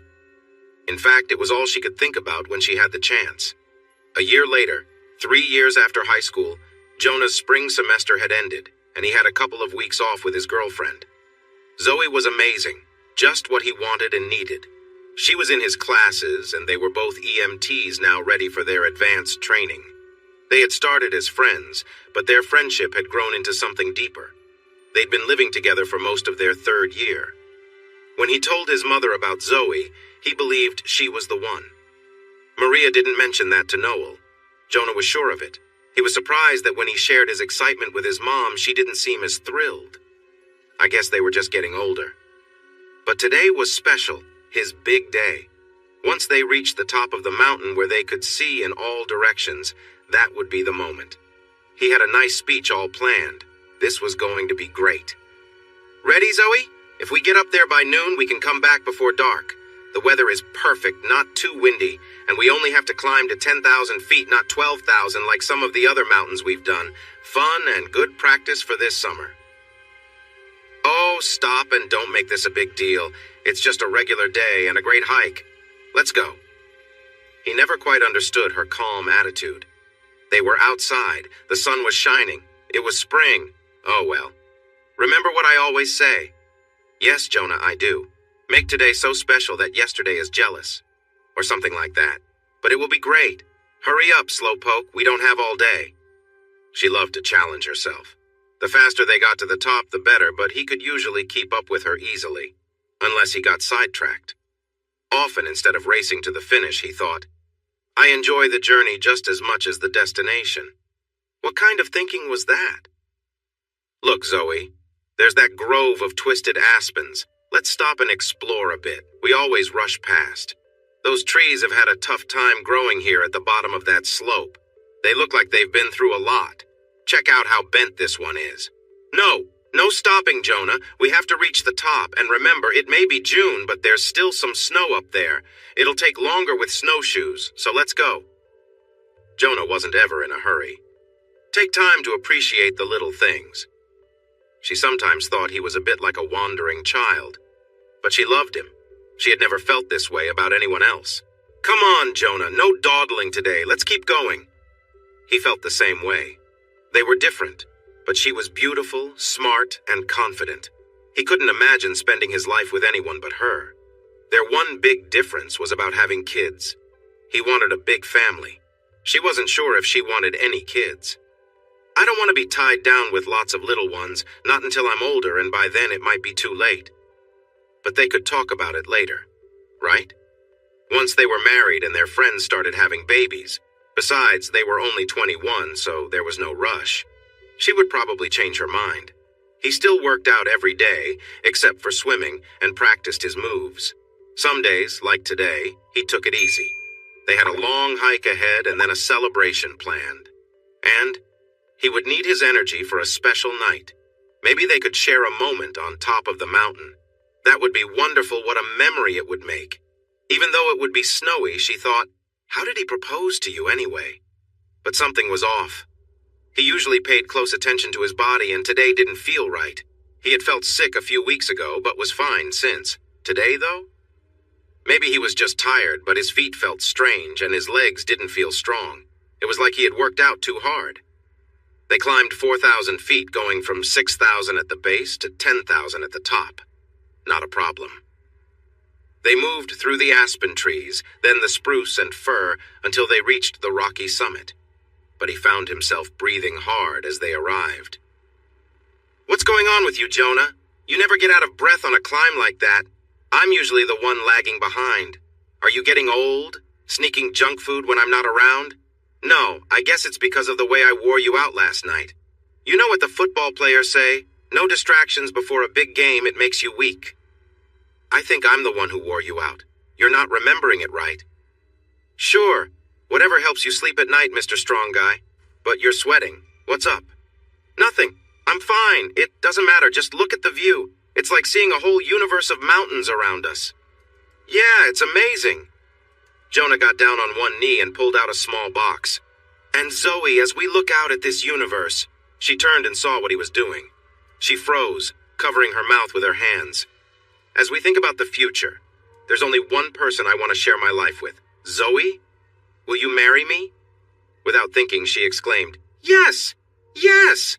She lunged forward and they both fell into the soft snow. "Oh, Jonah, I love you so much. It took you long enough. I was just about to ask you, put on that ring and let's celebrate. Right here, right now. But you're going to be the one leading, okay?" She kissed him passionately and admired the ring. "It's beautiful." She sighed, feeling overjoyed. "Thank you. Oh, Jonah, this is wonderful. We are going to do so many amazing things together, travel to so many places, and create beautiful memories. What are you doing?" "I stand here with my pants off, ready to jump in, and you're just messing around." "Zoe, I don't know what's going on, but my feet are tingly, and my legs and hands feel strange." He tried to get up. "Maybe it's the height, or maybe it's a problem I had before. You know how I never miss a chance." "I know how you are," she replied with a teasing smile. "But I think I need to go down." "Of course, let's go. Is it hurting?" "A little in my back, but mostly just weak and numb." "It's downhill all the way, love. It won't take long, and then we'll get you checked out. You're walking a bit funny. Here, take this stick to help you." "No, wait, stop, lie down. I need to check on you. Wow, your heart is racing and you're breathing hard, but your lungs sound clear. No cough? No swelling in your arms or legs. Your pulse is steady. Can you feel this?" She rubbed his feet through his boots. He shook his head. "How about your hands? They just feel a bit numb." "Follow my finger with your eyes. Can you see okay? No double vision?" He shook his head in response. She gently poked his stomach, chest, and legs. "I don't know what's wrong. Might be something serious. We need to get you down. You look a bit off." She helped him up and they began to walk. She felt worried for Jonah. She wished they could just run down and get to the hospital, but walking was becoming hard for him. He had always been strong and steady, but now he seemed weak. "Here, let me carry your pack." "That's better. Thanks, Zoe," he said, but then he tripped and fell, scraping his hands on the rough ground. She quickly helped him back up and supported him as they continued. He kept losing his balance. After another hour, he looked more tired. "Zoe, it's strange. I'm awake and know what I want to do, but my legs feel heavy. I can't even feel my feet anymore. Just keep moving, one step at a time. Focus on lifting one foot and placing it down, then the other. We're almost halfway back. You're doing great. Next time, maybe I'll fall for someone smaller instead of a big guy like you. Remember the little engine that could—" He chuckled, though things were getting harder for him. He kept stumbling, with scrapes appearing on his hands and face. She felt more nervous as he seemed to get worse. Despite his best efforts, getting back on his feet was becoming tougher with each fall. He started lifting his leg with his thigh muscles, turning slightly and setting his foot down. Then he repeated it on the other side, one careful step at a time. He was moving slower, breathing harder, and was covered in sweat. He tried to get up again. "Zoe, I'm sorry, but I don't think I can get up. My legs are feeling weak." "Come on, we can't stop here. You can't give up. We only have about a mile left. I can't carry you, and there's nothing to help me move you. Please, let's keep going. He tried to stand, took a few steps, and fell again. I guess it's time to call for help. Good idea. They might be waiting around for something to do. You know Graham and Felix are on duty today, but there's still no cell signal. I can't get through. Oh, Jonah, what should I do? What do you need me to do? It's okay, Zoe. I'll be fine. Maybe you can leave the bags. Go down the hill and call from the parking lot. There's usually a signal there. I can just rest here and enjoy the view. You're not supposed to leave a patient alone, especially when they're getting worse. He smiled at her. Zoe, I'll be okay. It's probably just some weird after effect or something. Just be careful going down. If you get hurt, we'll both be in trouble. All right, that sounds like a plan. I'll be back quickly, I promise. Here, give me a kiss, Jonah. I love you. What a way to get engaged. What did you do when you said yes? Just stay put. He laughed. You're coming back, right? Seeing that he was joking, she kissed him again. You're impossible. If you didn't want to play around, you could have just said so. Oh, wait, that's my line. They exchanged smiles, but he could see the worry on her face. Zoe? Jonah, I have to go. What? What snacks did you bring? Sometimes, Jonah Baxter, why do I even love you? I could leave you here for the bears. Look, there's one now. I'll be right back. She started running down the hill. An hour later, when the rescue team arrived, he felt weaker all over. I don't know what's happening. I can't move well. Nothing hurts, just a bit in my back sometimes, and I feel a little short of breath even when I rest. They placed him on a stretcher, gave him oxygen, and connected him to a monitor. Zoe kissed him again. He looks worse, Graham. Much worse than an hour ago. We need to go now. Turning to Jonah, she said, Hang in there, Baxter. We're on our way. It might be a bumpy ride. Love you. And I love you. Just remember, if anything happens to me, you get everything. You don't have anything, silly. Oh, right. Well, it's the thought that matters. Great thought. Just remember, if you leave me, I'll be very angry with you. He chuckled. All right. Off we go. The emergency drill for a patient in trouble began. This was serious. They all cared about Jonah. After a careful checkup, including a CT scan of the head and spine, and a chest x-ray, they worked hard for 3 hours. Then a doctor came to Jonah's bedside. Hi, Dr. James. Good to see you. They called in neurology? That can't be good. Hello, Jonah, Zoe. We don't have the results yet. I have some ideas, but I need to do a lumbar puncture to collect some fluid and find out what's going on. Sorry, doctor. He smiled. It's all right, Jonah. You have insurance, right? Just kidding. We'll make sure you get the care you need. Just curl up and we'll get this done. But first, let's handle the paperwork. 2 hours later, Dr. James returned. Jonah, I think we have an answer.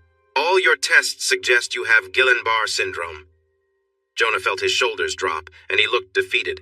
This is a rare condition where the body attacks the nerves. It can cause problems for a time. You're young and otherwise healthy, but the speed of this is concerning. We need to move you to intensive care to monitor your breathing and heart closely. Looking serious, Dr. James continued. I'm worried this is going to be a tough journey, but most people improve with time. It's still early, though. Any questions? No, Dr. James. I'm not looking forward to what's next, but I hope it's mild. Maybe. Jonah turned to Zoe, who looked very pale.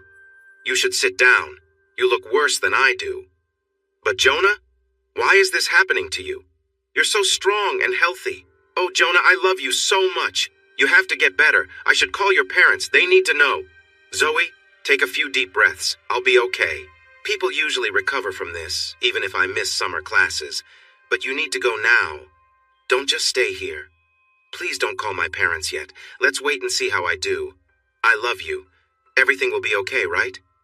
He smiled at her and she hugged him tightly, tears on her cheeks, her face still showing shock as they wheeled him to the intensive care unit.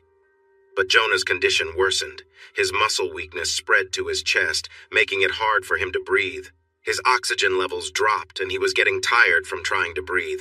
The strain was clear on his face. It's time, Jonah. He nodded. I think you're right, Dr. James. I'm struggling to breathe. Zoe, I love you. See you what Dr. James asked. How many days will this take? I'm hoping for a few days, but we'll see. Remember, we will check on you every day. Can you call my mom for me? Of course. Zoe stepped out as the nurses closed the doors and pulled the curtains. The medical team began to help him breathe since his muscles were too weak. Zoe was crying, feeling scared. It wasn't just about the phone call. She worried about their future. She relied on his strength and happiness. What if he didn't get better? What if he changed?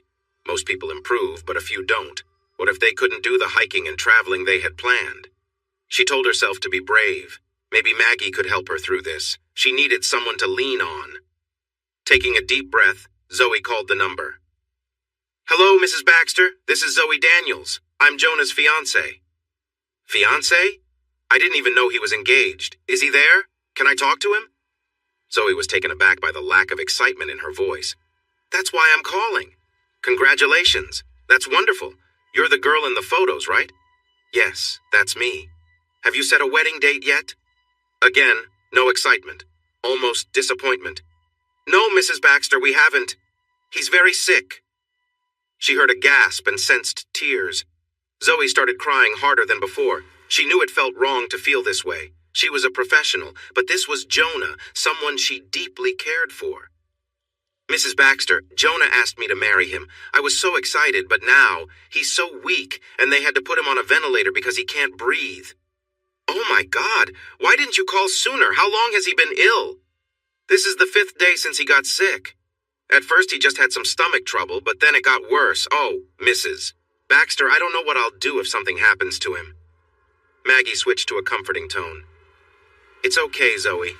I know the doctors are taking good care of him. He's strong. He'll get through this. Just take some deep breaths. What's wrong with him?" "He has Guillain-Barré syndrome. Can you explain that?" "It's a condition where the body attacks the nerves, and it affects how things function." She started to weep again. "Mrs. Baxter, he didn't want me to call sooner. I'm sorry.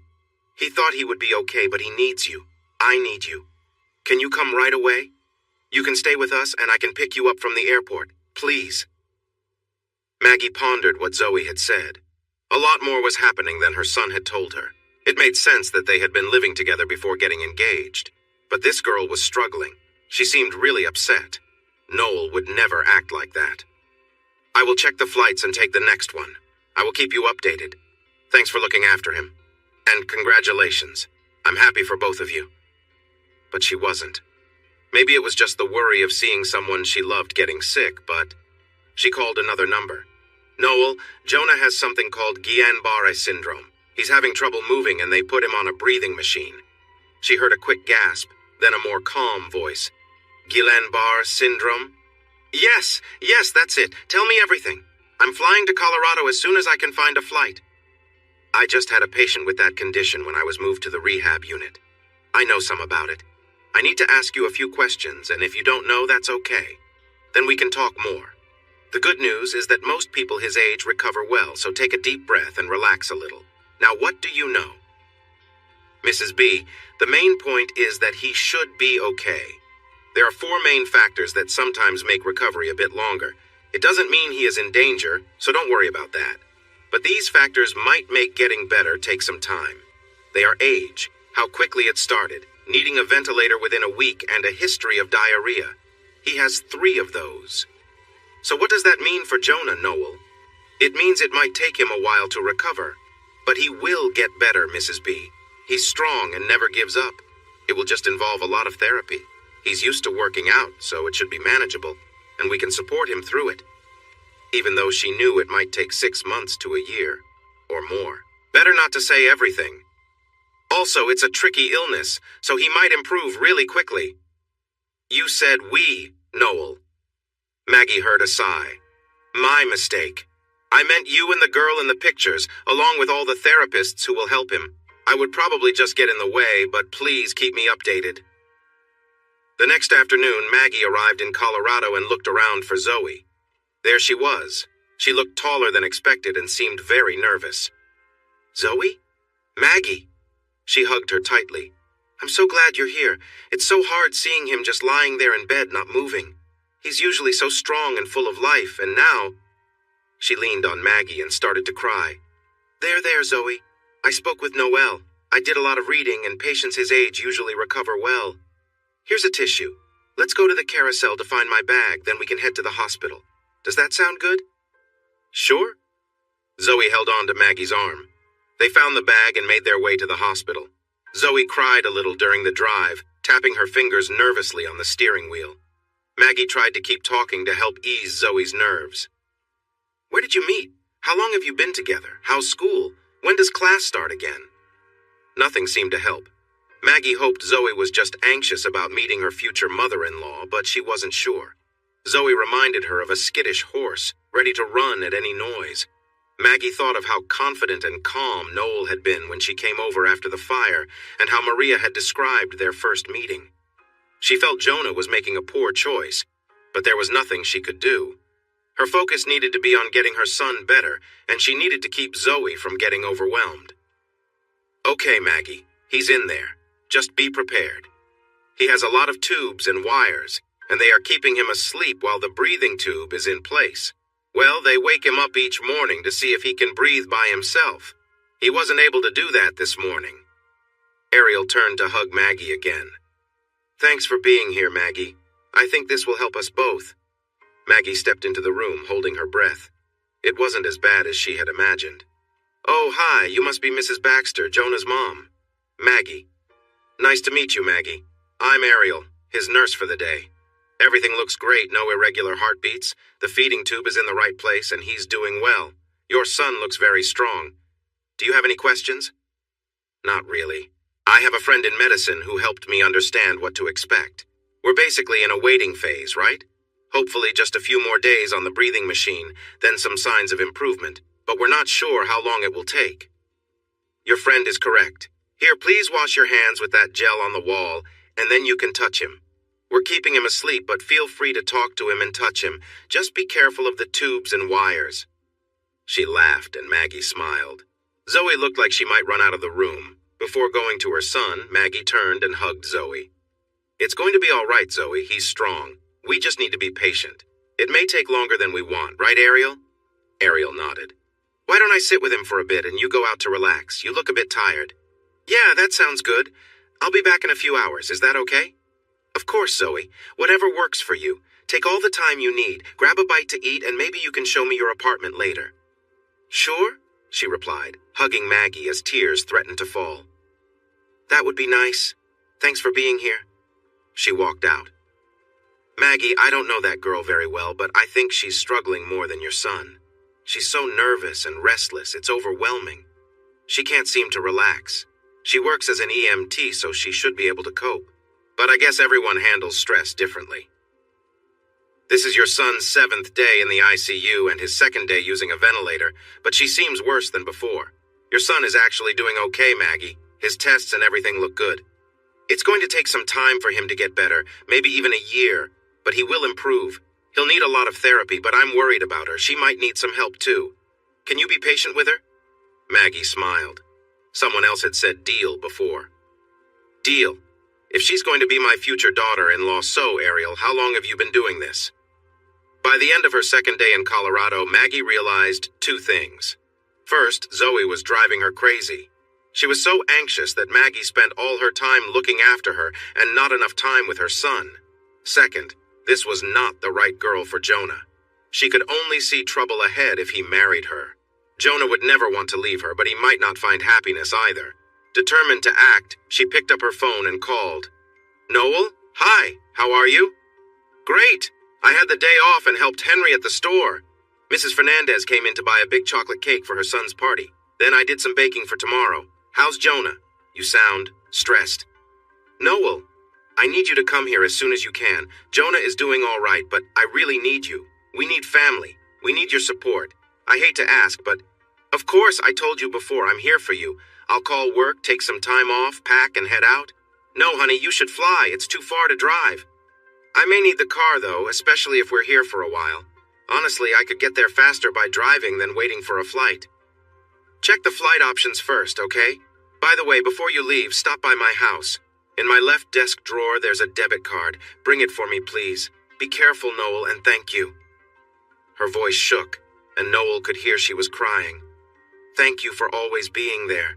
I knew I could count on you. I love you." "Hang in there. I'll be there before you know it."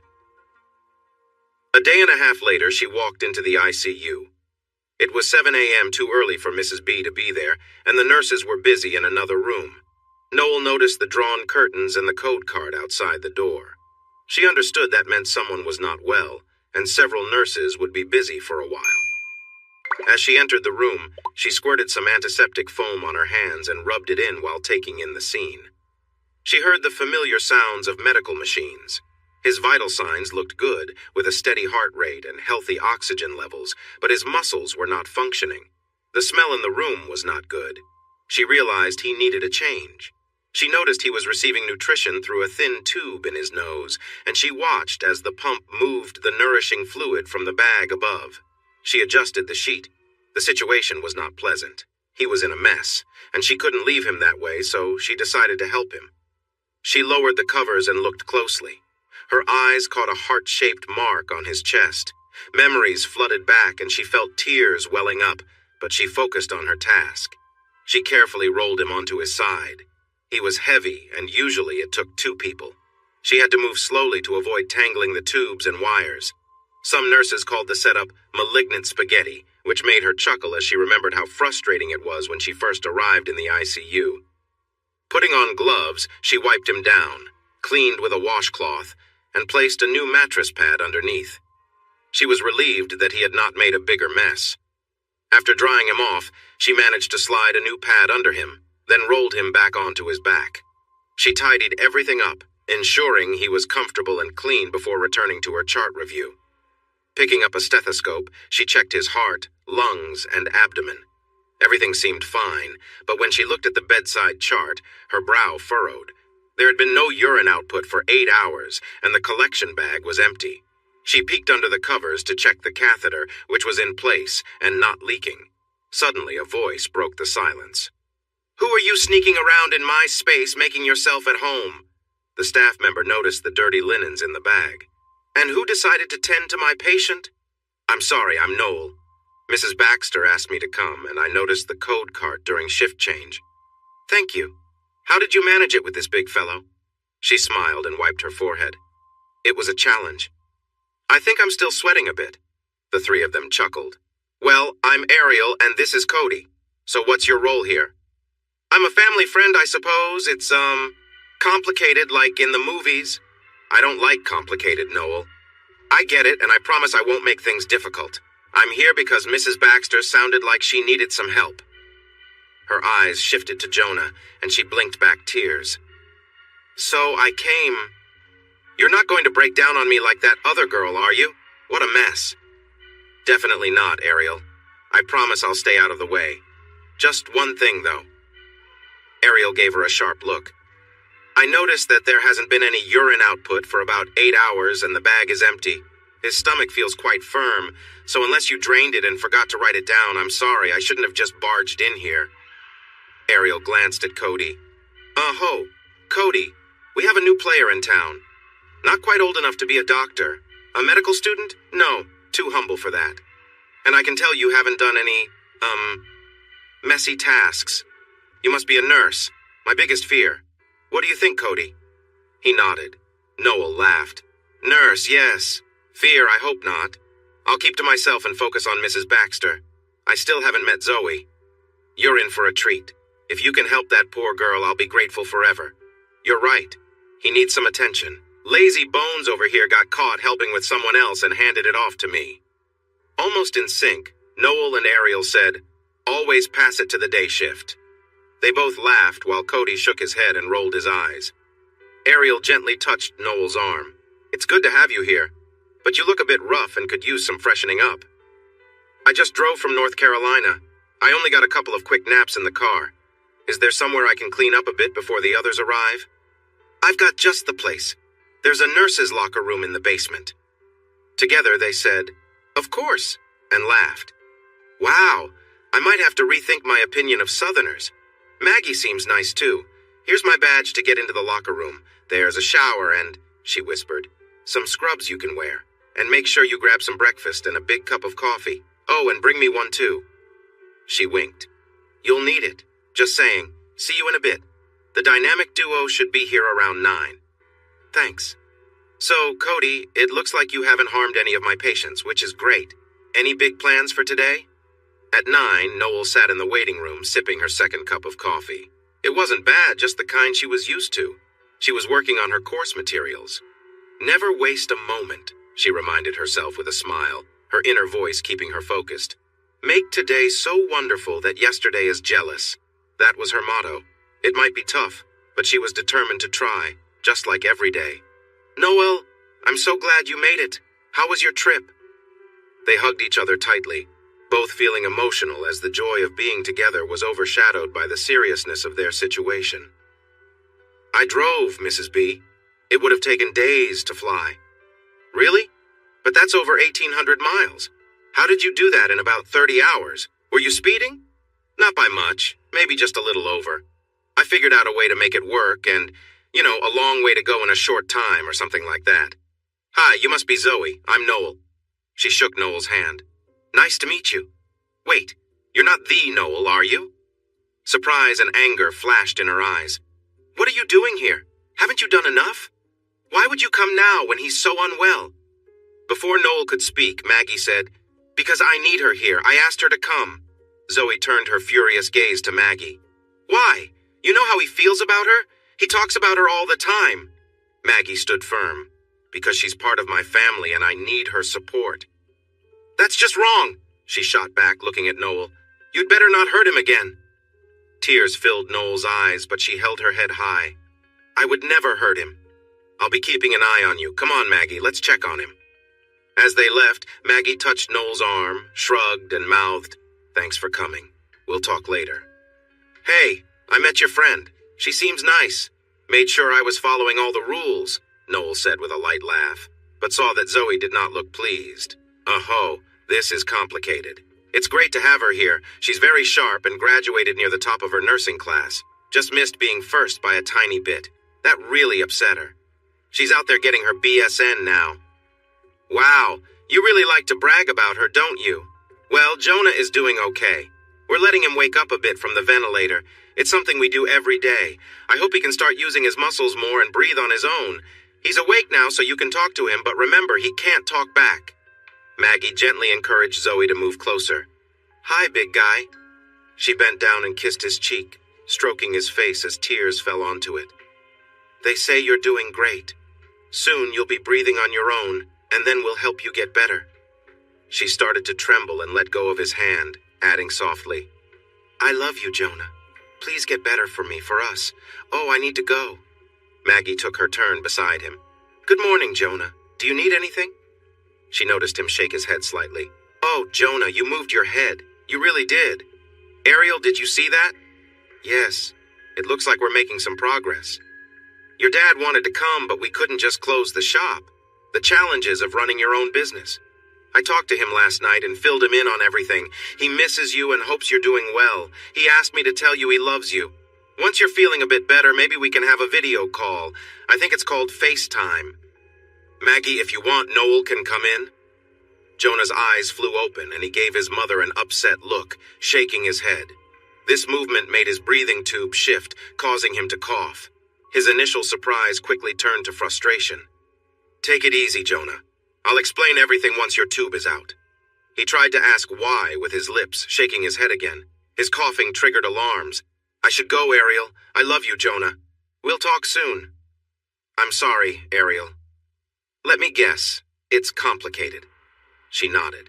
Well, Jonah, it seems that little bit of excitement has tired you out, and you need to rest again. We can't let you get too worn out. You need time to recover. But congratulations, you're getting better. Good night, she said as she pushed the medication into his IV. He resisted, anger still in his eyes, but eventually he closed them and relaxed. Noel saw Zoe run out of the ICU crying and hurry to the waiting room. She jumped up. Zoe, are you okay? Is something wrong? Zoe turned sharply toward Noel. What are you doing here? Why did you come? After everything you did to him? How could you? He is a kind, wonderful man and you hurt him repeatedly. How could you do that? Noel started to respond but thought it best to let her express her feelings. She had already taken the blame in the past. She put on her neutral expression and stance she had learned to use. It often helped her avoid more conflict. He loves me, you know. If you think you can come here and take him from me, you won't succeed. We're engaged. See the ring he gave me? You're engaged?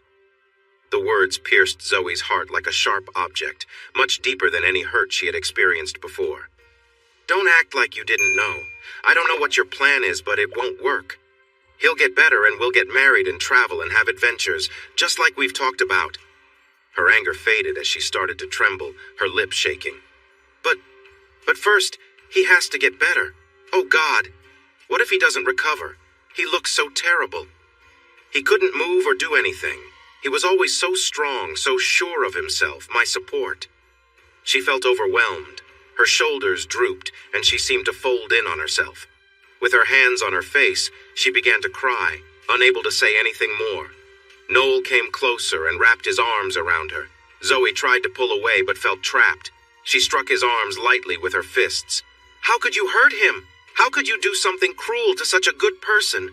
Why did this happen to us? To me, everything was going so well. And now... Her fists stopped, and the tears flowed more intensely. It's okay, Zoe. He'll be all right. You're right. He is strong, healthy, and determined. He will get through this. You just need to hold on. Just for now, and then you'll have your future together. Be strong for him. He needs your strength. She saw Maggie and motioned for her to stay where she was. Maggie is here to support both of you, and she'll help you find the strength to get through this. I'm just here to assist Maggie if she needs me, nothing more. Suddenly, Zoe pushed back and stared ahead, wide-eyed and shocked. But what if he doesn't get better? What if it takes a year? What if it takes even longer? What if he can't walk? What if he feels weak? What if he can't enjoy our activities? What will happen with school? I need to return to school in a couple of days. I will be finished with my classes, and he will still have another year. She looked worried and panicked. Zoe, it will all work out. You can go to school or take a break. There are many options. The people here will take great care of him, and then he will go to therapy for a while. The experts will handle everything. You just have to love him. That will be what he needs. He'll be okay. Just give it some time. It's too soon to know how long it will take, but you can support him in getting better. You two can do this together, and it will make your love even stronger. No. I don't think I can do this. I don't think I am strong enough. He was the strong one, and now... She was trembling, her hands shaking, ready to run away. Zoe, take a breath. It's only been about a week. It's too early to tell how things will go. He might be better in just a few weeks. Yeah, or he could still feel weak for years. I just read about it again. Maybe he will never recover. Maybe we won't be able to enjoy the activities we love. But you will. You will be able to do all those things. Just give it a chance, Zoe. Let your love give you strength and hope. We'll all pray for him, and Maggie can help you. She waved Maggie over. Really? Focusing back on Noel, she asked, if she is going to help me, then why did she involve you? You. You better not do anything to hurt him. Zoe, I will stay out here and just assist Maggie. I will do whatever you want. I want you to leave. Go home, just not here. Sorry, Zoe, I can't do that. More false promises. Well, I have to go. I have a lot to think about. She turned and saw Maggie. Maggie, are you coming? If you stay, you'll need to get a cab or something. We can come back later after this one has gone back to her own space. Noel nodded to Maggie and silently urged her to go. I'm coming, dear. Just give me a moment. I need to grab my purse. Then she whispered, He's asleep. Go in and see him. Noel nodded. Oh, and here. She handed a debit card to Noel. Every penny you ever gave me is in this account. Take it. It's probably almost a year's worth of pay. And thank you so much for being here. Mrs. B, no. Please, Noel, let someone help you. Besides, it's the least I can do. You quit your job, rushed here, and you'll need somewhere to stay. I'm not sure Zoe will invite you to her place. They both laughed and hugged. Maggie, the bus is leaving now. I should go. Noel started to shake a little as all the gathered tension surged forward, but Maggie had helped her focus. She rolled the debit card between her fingers. She couldn't believe how much she had saved. The insurance only covered part of the expenses and the lost business, so this support meant a lot. She held the card close and felt grateful, but it didn't fill the emptiness she felt when she learned that Jonah was engaged. That news hurt like a flame burning through her. It reminded her of past pain that seemed to flow through her all over again. She wanted him to be happy, right? But Zoe? Of all the women, why her? Sure, she didn't know Zoe well, but Jonah needed someone strong and confident, someone who could handle tough times, not fall apart. Life has its challenges, and he needed a partner who could support him. Now, he would have to be strong for both himself and Zoe. His partner should be strong enough for both of them. Zoe seemed unsure of herself. She was all over the place, much like some of the nervous patients Noel had cared for before. It looked like she was really struggling with Jonah's situation and needed support too. Counseling might help her, and maybe some medication would help stabilize her. Perhaps she was already taking something, but Noel didn't want to suggest it. She chuckled to herself, thinking, "And I thought my brothers were wild." Noel sat down, closed her eyes, and took a few deep breaths to calm herself. A quick moment of meditation helped clear her mind and wash away the negativity she felt about Zoe. "Hey, you!" She opened her eyes. "Yeah, you. You should either be studying or come in here to help me out. Instead of sitting around like a princess, I have a lot to do. I don't have an assistant, and everyone is busy. I have 3 patients and maybe a 4th coming, so I could really use some help. This guy is really big, and my back isn't great." They exchanged smiles. "Since your back is hurting, I can help. But he's asleep, right?" Ariel gave her a thoughtful look and then nodded. "Welcome back to my place. So what kind of nurse are you?" "I'm mostly in ortho spine care. I've only been there about a year." "And you get sent all over when they need you. I've been here for 4 years and it still happens to me. Are you good with everyday care? You know, helping with washing, shaving, and checking his pressure? All that?" "Yep. I was a caregiver in high school and during nursing school too. My kind of person always ready to step in." "Yes, but I didn't have much choice. I was on my own and I had to pay back some family debts." "That's interesting. This guy has something unusual on his chest. It looks like a heart, but not too deep. What's wrong, Noel? You look like you've seen a ghost. Wait, don't tell me. Are you his ex?" She shook her head. "No, but I did something I didn't mean to." "It was a long time ago. Now let's get to work and you can tell me more."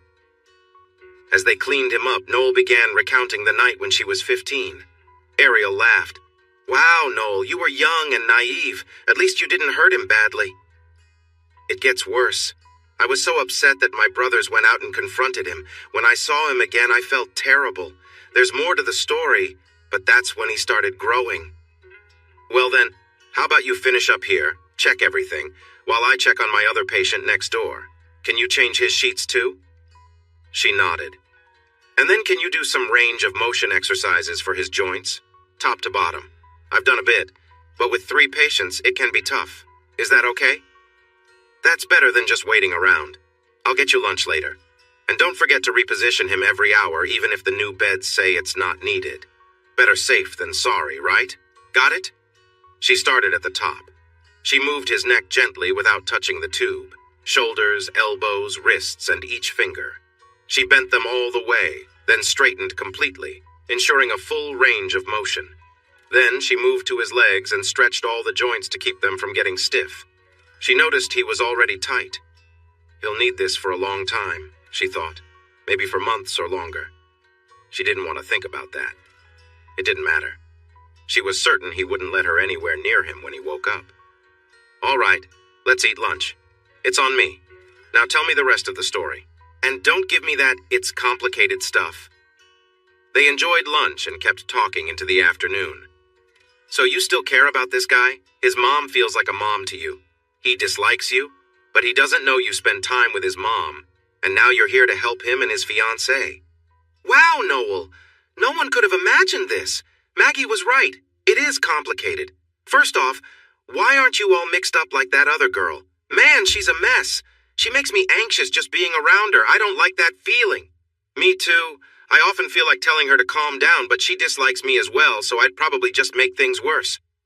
But what are you going to do when he wakes up? Noelle laughed. I really have no idea.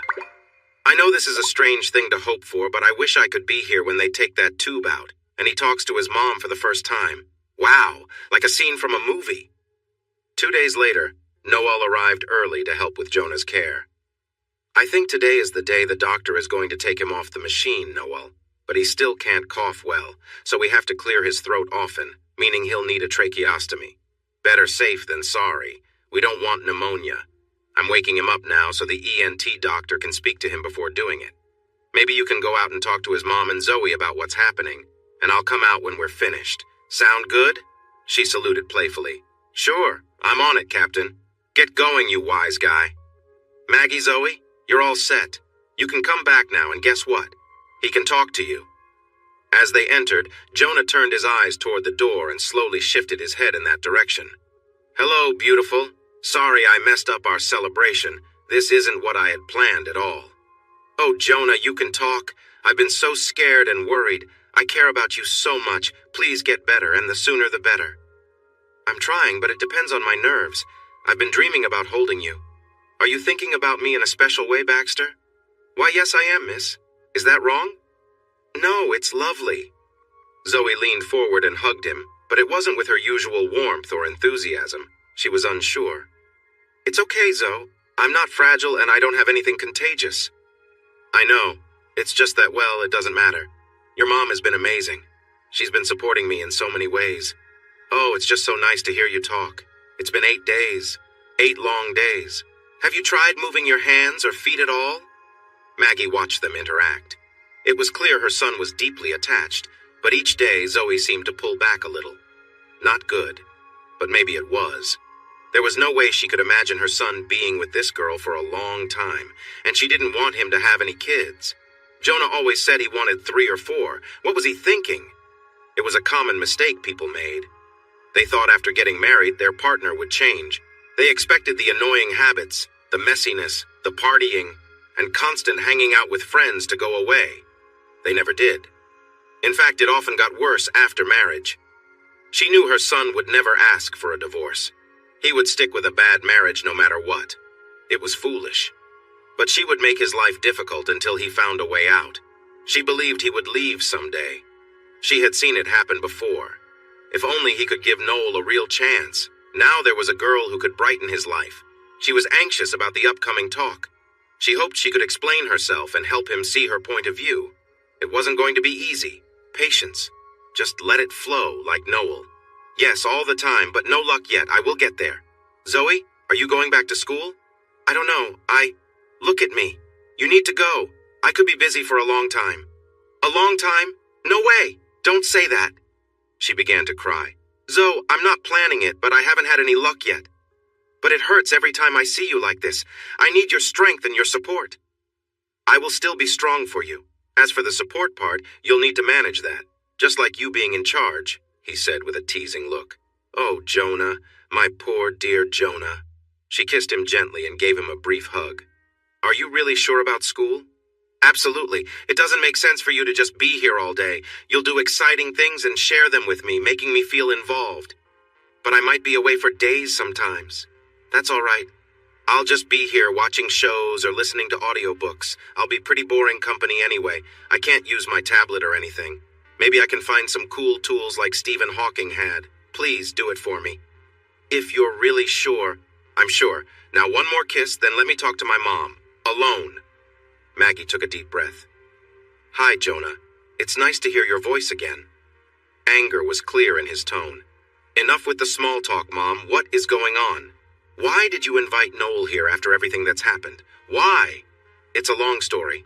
Maybe you should rest a bit and we can talk later. Ariel stood nearby, keeping the doors open so she could listen. Nice try, Maggie, but it won't work. Mom. Okay, it began the day you left for school. 3 years ago. And you never told me?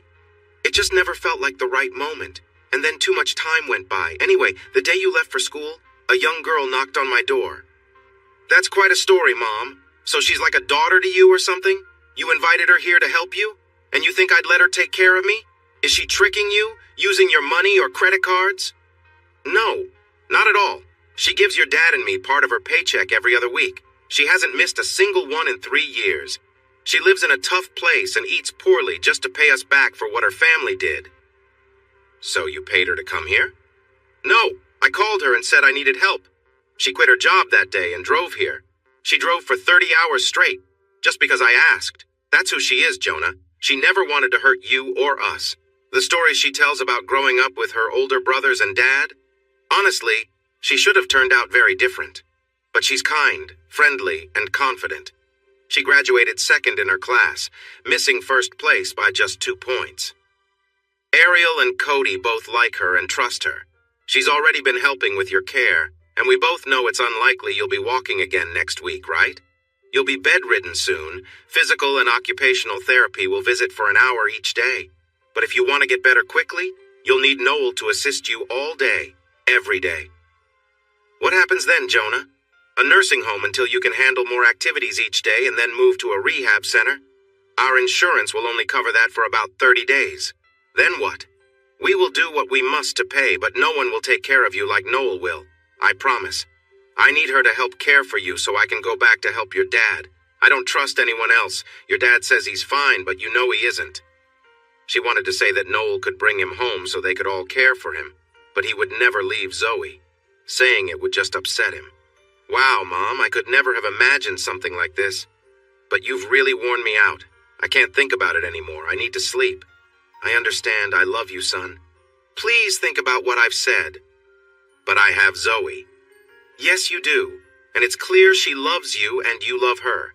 But she's an EMT, not a ortho spine nurse who knows how to work with people in rehab. She wanted to add that there was a big difference between the two women. I'll see you later. I love you. Your dad and I will support whatever choice you make. You know that. Just let me know. As Maggie walked through the curtains, Ariel caught her and closed the doors. Well done, Maggie. Sorry I overheard some of that. I was worried I might have to call security to have him escorted out. She laughed. But what do you think he'll do? I guess he'll think about it for a few days, weigh the good and bad sides. Then he'll see how things are with Zoe. You've probably seen how she's starting to drift away. Finally, he'll have a talk with Noel and just tell her straight. Oh, Maggie, you're a tough mom. And what about Noel? You've spent time with her. You know she can handle things. She'll let him go on until he finally wears himself out and just says, okay. I'm so glad you're not my mom. I would have been in trouble all the time. They both hugged and laughed. So what will you tell Noel? I'm not entirely sure yet, but first I need to see if she's ready to take 6 months or more off work. You can tell by how she looks at your son that she would do anything for him, whether he loves her or not. Poor girl. And you know she feels the same way about you. But Jonah didn't want to talk to Noel. He didn't want her name mentioned at all. The next day he was moved to a different unit, and a week passed. He was starting to eat small amounts, but he still had trouble. He didn't need the catheter anymore and was using a bedpan, but he couldn't move much. He was in a slow recovery stage, a time where things improved a little, but not by much. It was a frustrating time because it could last a month or longer. He lit up when Zoe came to visit. She came before and after school and sometimes stayed late. She kissed and hugged him, but they didn't share many laughs. There was a growing tension. Maggie noticed it all. She was there every day, not always in his room, but close by, just in case. Noel would pick Maggie up in the mornings at Zoe's, then go with her to the hospital to check on Jonah. They would talk throughout the day to keep Maggie from worrying too much. In the evenings, after Maggie said goodnight, they would grab something to eat. Then Noel would drop her back off at Zoe's before returning to the hospital, parking in the back lot to do her schoolwork and sleep in her car. No one knew about this. Maggie thought Noel was staying in a hotel. One day, as Ariel pulled into the lot, she saw Noel getting out of a car with foggy windows, fixing her hair and tucking in her shirt. Ariel parked next to her and jumped out. Noel, how have you been? I've missed seeing you and all your help. They shared a warm hug. Oh, I'm fine. Keeping Cody in check? Are you kidding? No way. What about Jonah? Still in a slow recovery, no big changes. He hasn't agreed to see me, so we're just waiting. What? His mother was wrong? Oh no, wait. You've been sleeping in your car for 3 weeks? Noel looked down and nodded. But it's fine, really. I'm used to it. I slept in my car for 6 months when I started school until I saved enough for an apartment. I joined a fitness club, $10 a month for the first 6 months. I take showers there, use the laundromat nearby, and I go to the hospital to brush my teeth. Everything is fine. Let me walk in with you. What does Maggie say? She doesn't know. She was surprised during nursing school. She's stressed out and she's having a tough time with Zoe. Zoe is anxious and Jonah is frustrated, so Maggie feels overwhelmed. She prefers things to be calm and organized, but it's not right now. I can't believe Maggie was wrong. Yeah, well, she can't always be right, but Maggie might have to leave soon. They run a busy bakery and Henry can't manage it alone. I offered to help, but she wants me to stay here. She shrugged. So I'm stuck in the middle. One thing is for sure. You won't be sleeping in your car anymore. Here's my address. In fact, here's my key. Get a copy made. I don't think I have a spare. That's not good, right? I'll be there by 7:30 to help you settle in. Make yourself at home. Ariel, you really don't have to. Don't say that. I'd love having you as a roommate. We'll figure out what to do on my days off. Just the two of us or maybe the three of us. Do you think Maggie can ride a horse? They laughed and nudged each other playfully. I can imagine it now. And they laughed some more. After 3 days away, Zoe came back with a serious look. She stared at him, noticing his stillness and the medical equipment, and started to shake. She didn't even look at Maggie, who was sitting nearby. Hey, Zoe. Good to see you. How was your trip? Give me a kiss and tell me all about it. Oh, I get moved to a care center tomorrow. A care center? Yep, maybe a 5-star nursing home until I can do 3 hours of therapy a day. Then I'll go to rehab. I'm taking the next step to get better.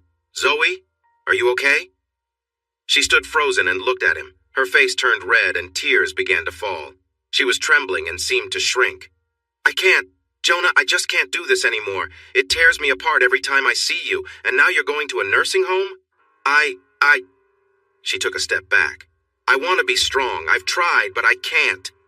Not anymore. I can't eat. I can't sleep. My mind feels so foggy, and I'm on edge all the time. I just can't handle this. I'm really sorry, but I can't keep going like this. If we knew this would end in a week or a month, maybe I could manage it. But it feels so uncertain, and we have no idea what's next. I just can't do it. Taking a deep breath, she said, I love you. I love you more than anyone, but I have to give back your ring. I need some space to clear my mind and find myself again. Maybe if everything works out in the end, she sobbed. I just can't keep watching this day after day and wonder how our lives will turn out. Zoe, please. I can't, Jonah. I need you to be strong. She touched his face, kissed him, placed her ring on the bedside table, and hurried out.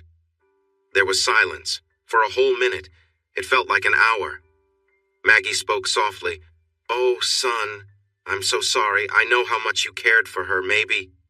Just go, Mom, please, just go. And close the curtains, too. I just need some time. And take the ring. I can't even reach it.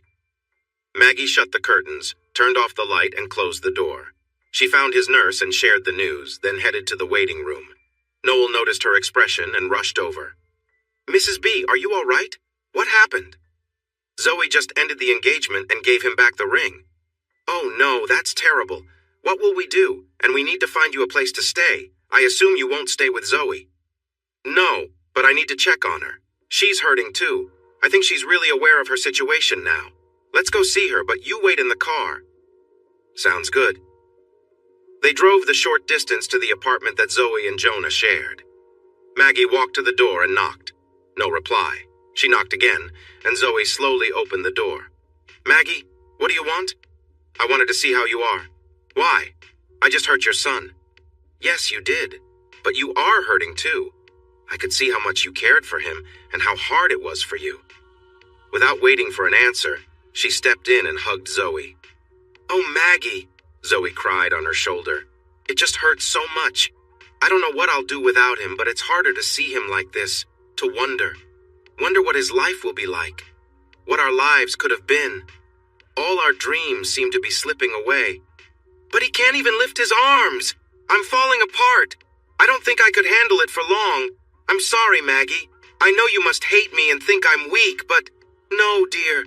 This is a terrible situation for anyone. It hurts so much. I saw your pain every time you visited him. You've been through a lot, and I haven't seen you smile in weeks. Can I do anything to help? No. It's better if you and Noel leave. I know my struggle makes you feel glad. Everything turned out just like you wanted, didn't it? Zoe, that's not true. My son cared for you, and that's enough for me. Please, let me help if I can. Just go. Of course, dear. Let me gather my things, and I will leave. But please, let me know if there's anything I can do to help, Maggie said. Zoe stayed quiet. Maggie put her bag in the car. She felt sad for her son, but also wanted to celebrate that Zoe had ended things. She realized Zoe wasn't right for him, and now Noel had a chance with someone who truly fit. Noel got out of the car and put the bag in the trunk. "Is there enough room in your hotel for both of us?" Noel asked. "Actually, it's better than that. We're staying at Ariel's place. I need to get a copy of her key and pick up an inflatable mattress. It should be more comfortable than the couch." Noel drove out of the parking spot. "Are you sure it's not too much hassle? I already talked to her and it's all good." Maggie looked around and suddenly shouted, "Wait! Stop the car!" "What's wrong, Mrs. B?" Noel asked. Maggie exclaimed, "You've been sleeping in your car. Why would you do that?" Noel glanced down, then met Maggie's eyes. "I had everything I needed. I ate at the hospital or a burger place, showered at the gym. I'm used to it. I didn't know how long my money would last, and I wanted to be close to the hospital just in case." Maggie reached over, took her hand, and gave her a gentle kiss on the forehead. "Yes, Noel, those are good reasons. But why stay at Ariel's?" She laughed lightly. She wouldn't take no for an answer when she found out. "How's Zoe doing?" "Torn apart, of course. I think she's trying to figure things out. We have to take some blame for what happened. I knew it was my fault. I can't believe you got caught up in my problems. But what about Jonah? He's really struggling. You could see how sad he was. He asked me to leave. He's moving to a nursing home tomorrow, and I want to check on him, but Noel, he'll need you. Please stay nearby." "I'm not going anywhere, Mrs. B. I wonder if their parking lot is nice." Very funny. The next day, Jonah moved to the nursing home just 3 weeks after proposing to Zoe.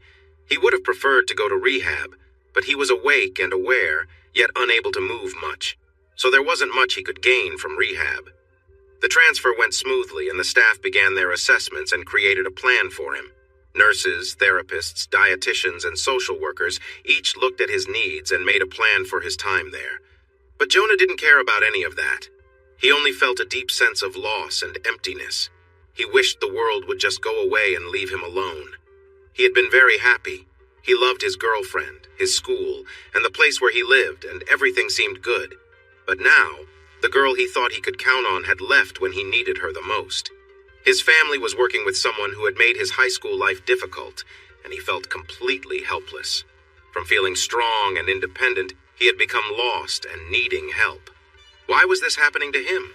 What did he do to deserve this? Now he found himself in a nursing home with many older people. So much for his fresh start.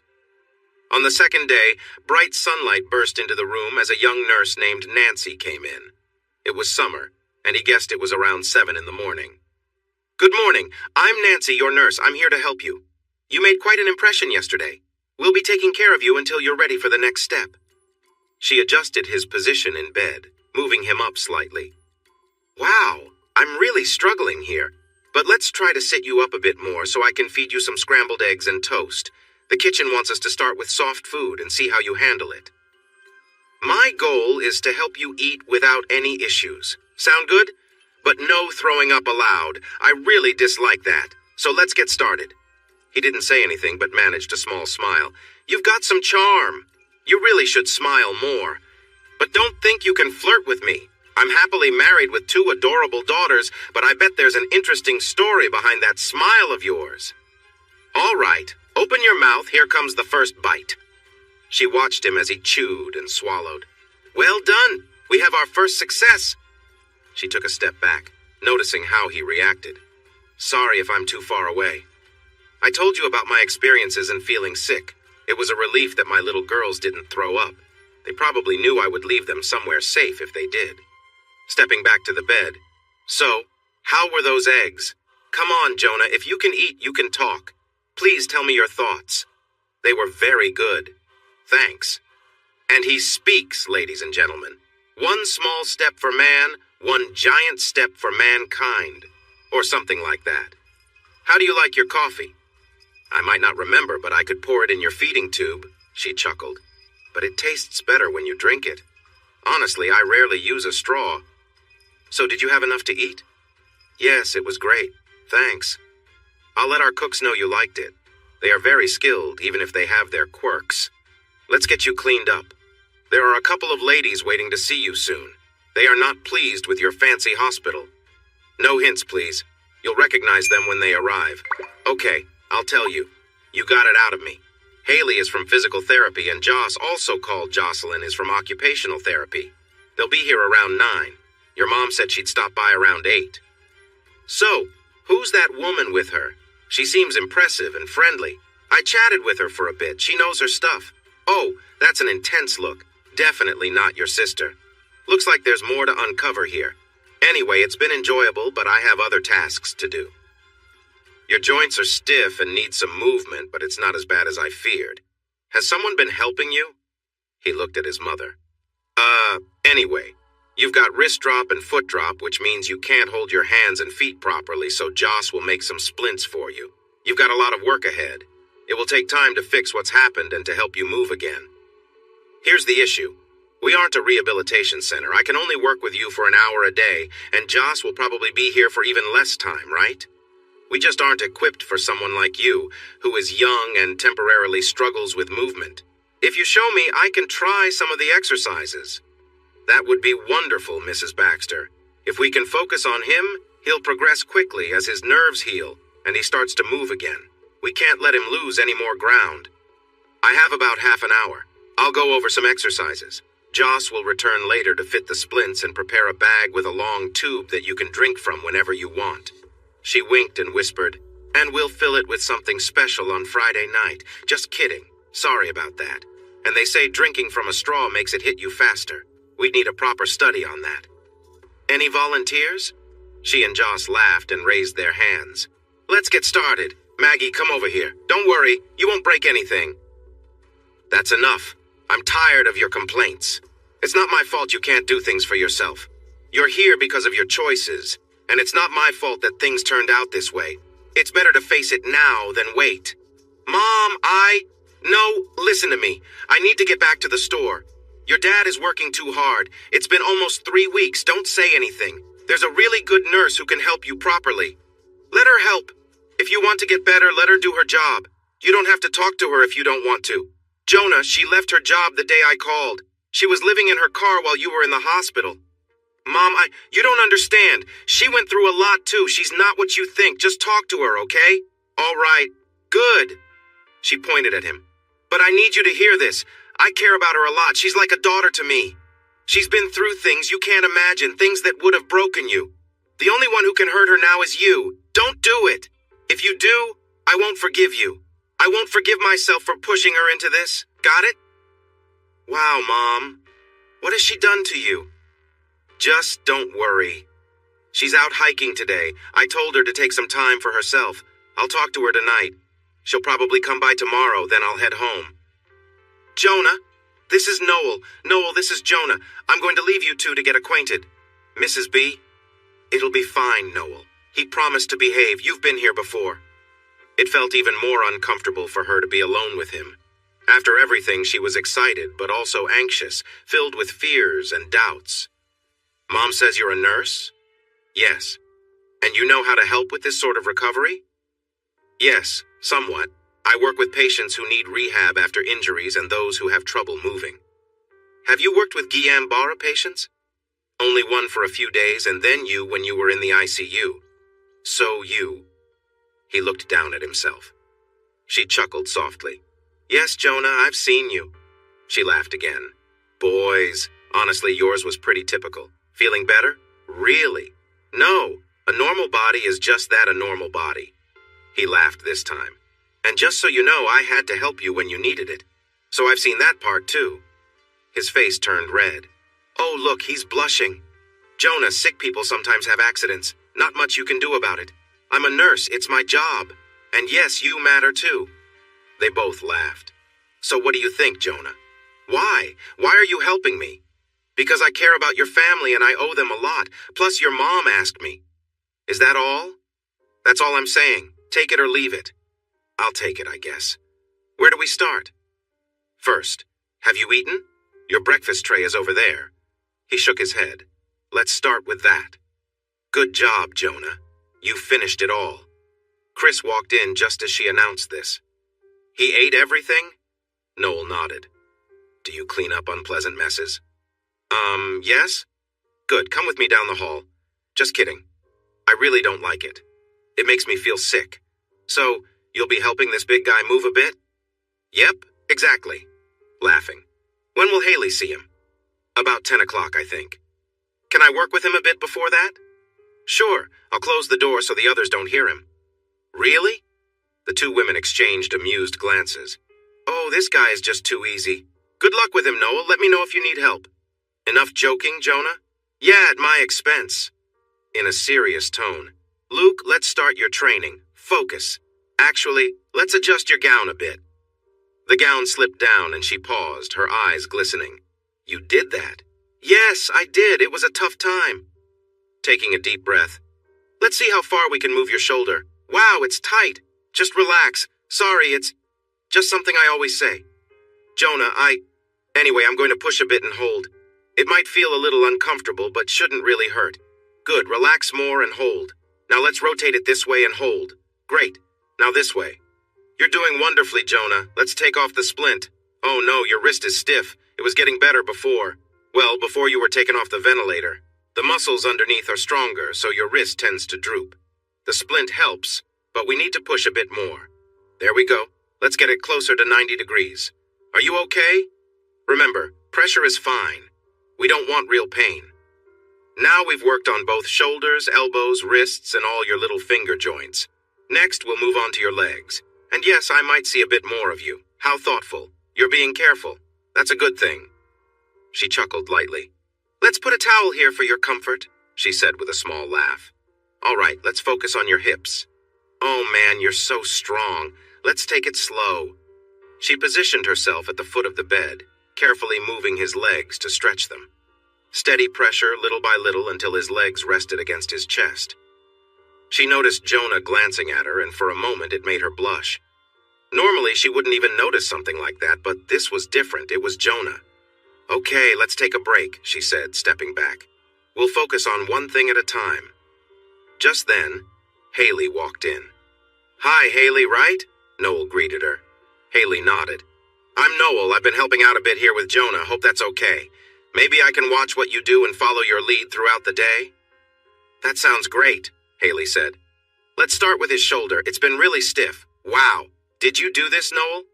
Jonah chimed in. Yeah, she did. Did she mess it up? No, not at all, Haley reassured them. Actually, I'm impressed. I didn't expect this much progress so soon. You've really helped, but we need to keep at it. She continued, if you can help with his exercises a couple of times a day, that would be perfect. We're at a tough stage, but we're getting there. They worked together to move Jonah carefully, easing him into different positions. Noel followed Haley's instructions, feeling a bit more confident as the session went on. Later, Noel's friend Maggie flew back home, which was hard on both of them. Ariel, another friend, had a new boyfriend, so Noel went back to living in her car and using the gym for showers. Days passed, and Jonah seemed to get more frustrated with each one. The progress was slow, and after 3 weeks of barely noticeable changes, Jonah started taking his frustration out on Noel. He complained constantly, saying everything she did was wrong.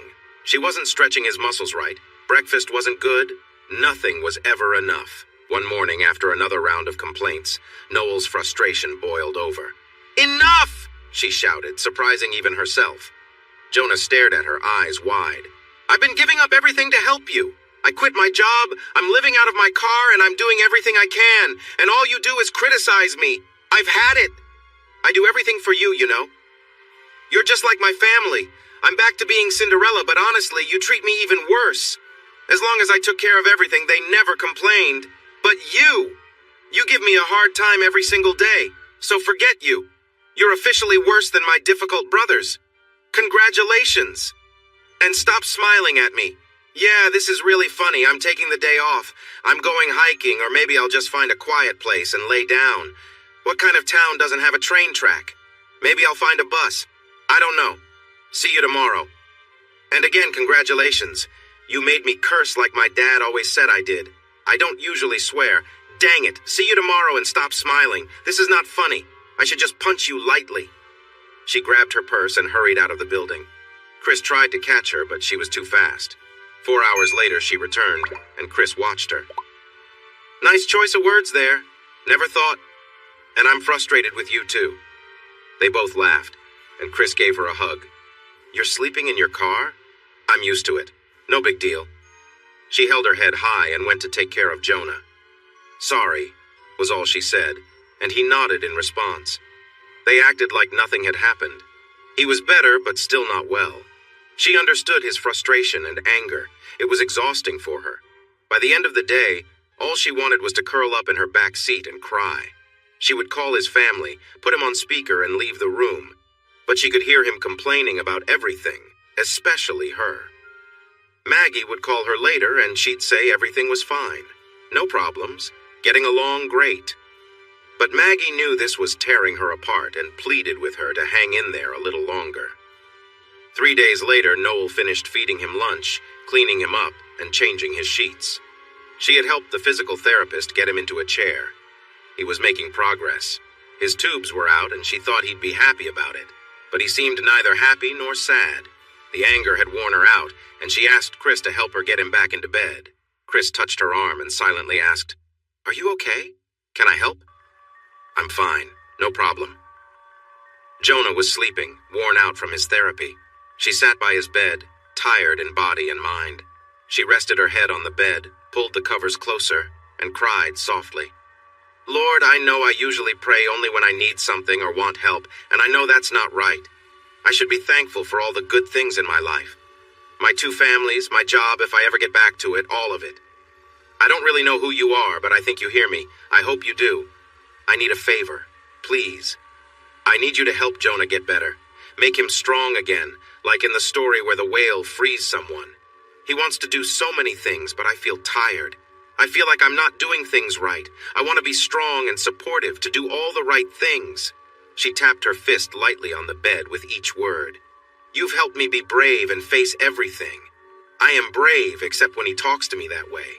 It makes me weak. He is the only one that makes me feel that way. When he gets angry, I feel like I just fall apart. It hurts my heart deeply, worse than anything else. Each word stabs at me. It really hurts. I just want to run away and hide, but I can't do that. I can't leave him. I can't leave Mrs. B and Henry.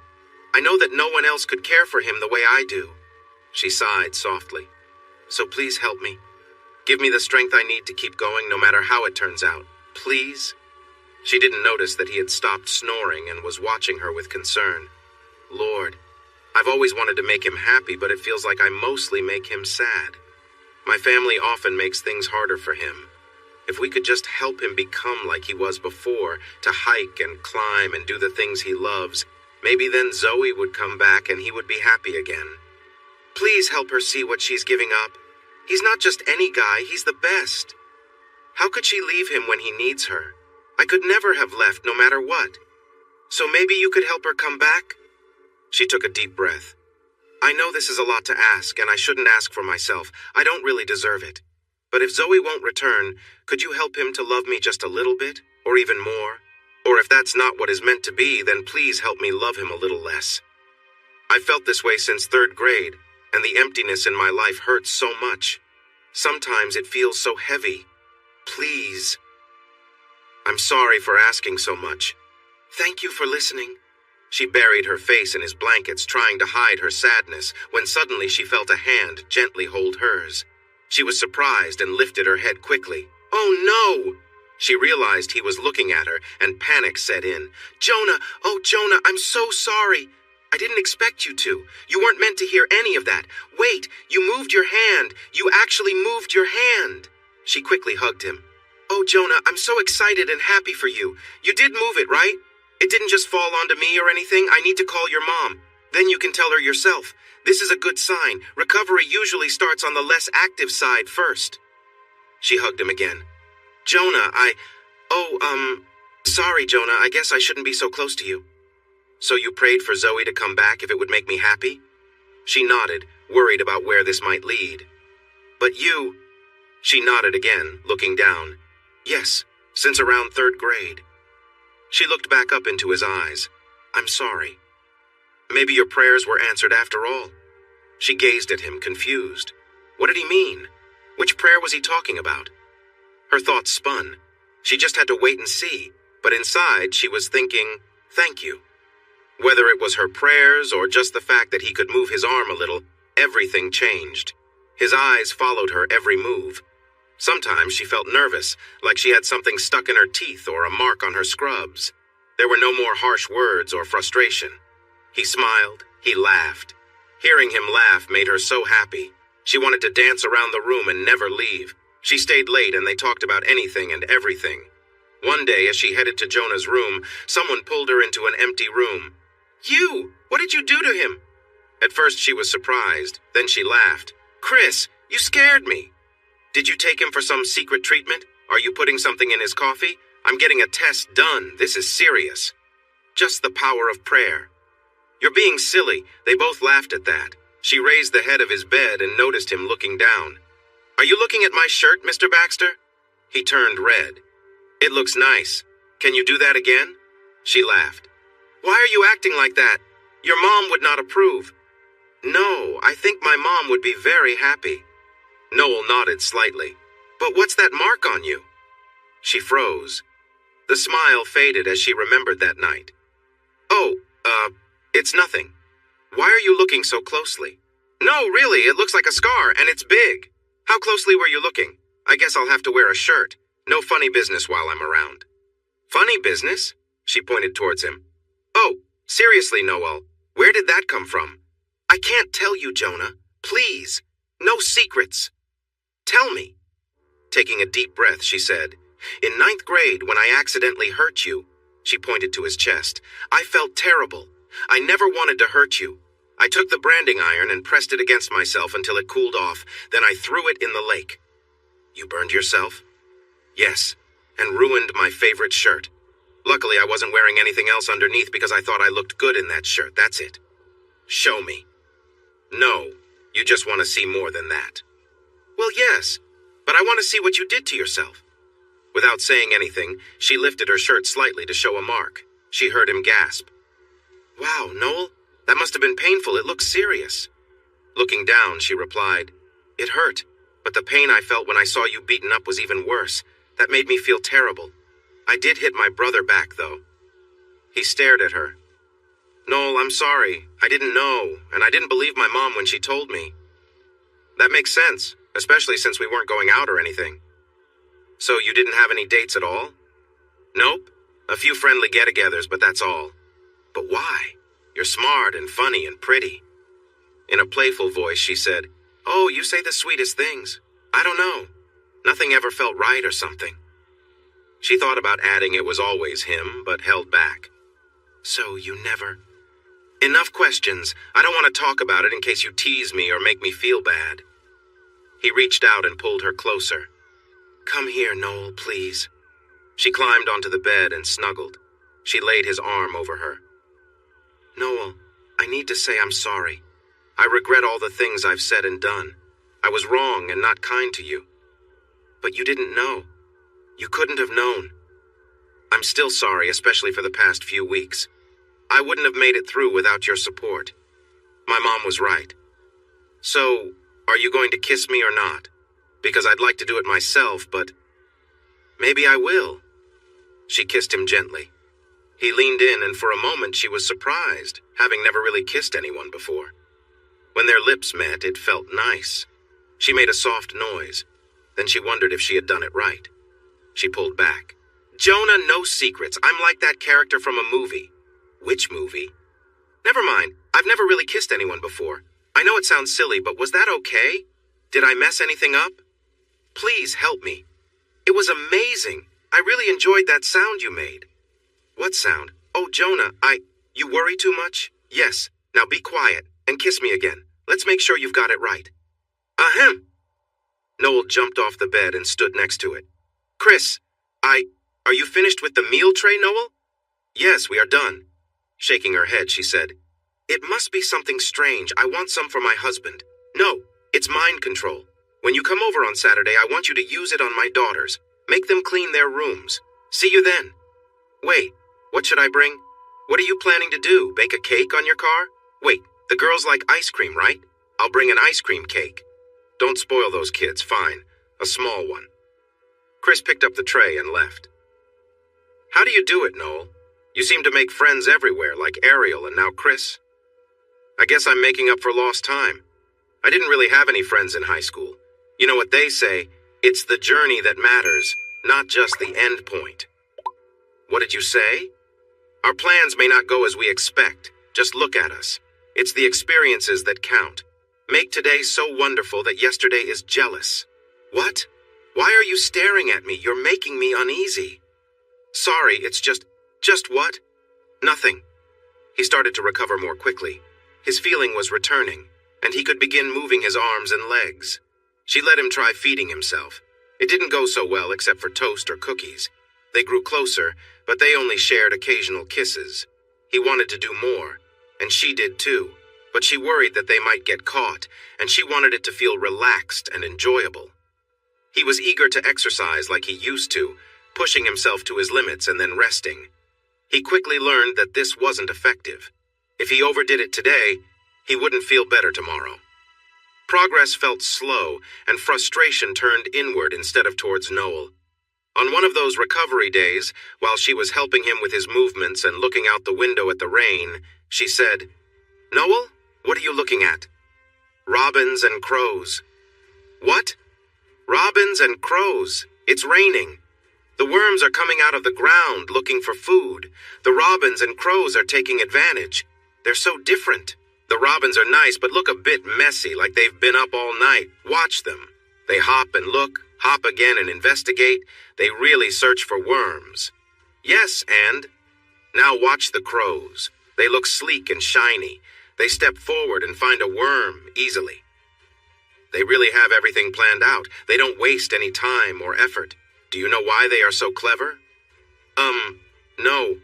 I didn't know they would eat worms like that." "It's because they are really smart. Some people say they are as bright as chimpanzees or gorillas." "Really? No way! Their brains are tiny." "Well, actually, when you compare their brain size to their bodies, it's similar to a chimp's, maybe even bigger. Plus, crows have about the same number of brain cells, maybe even more than chimps and gorillas.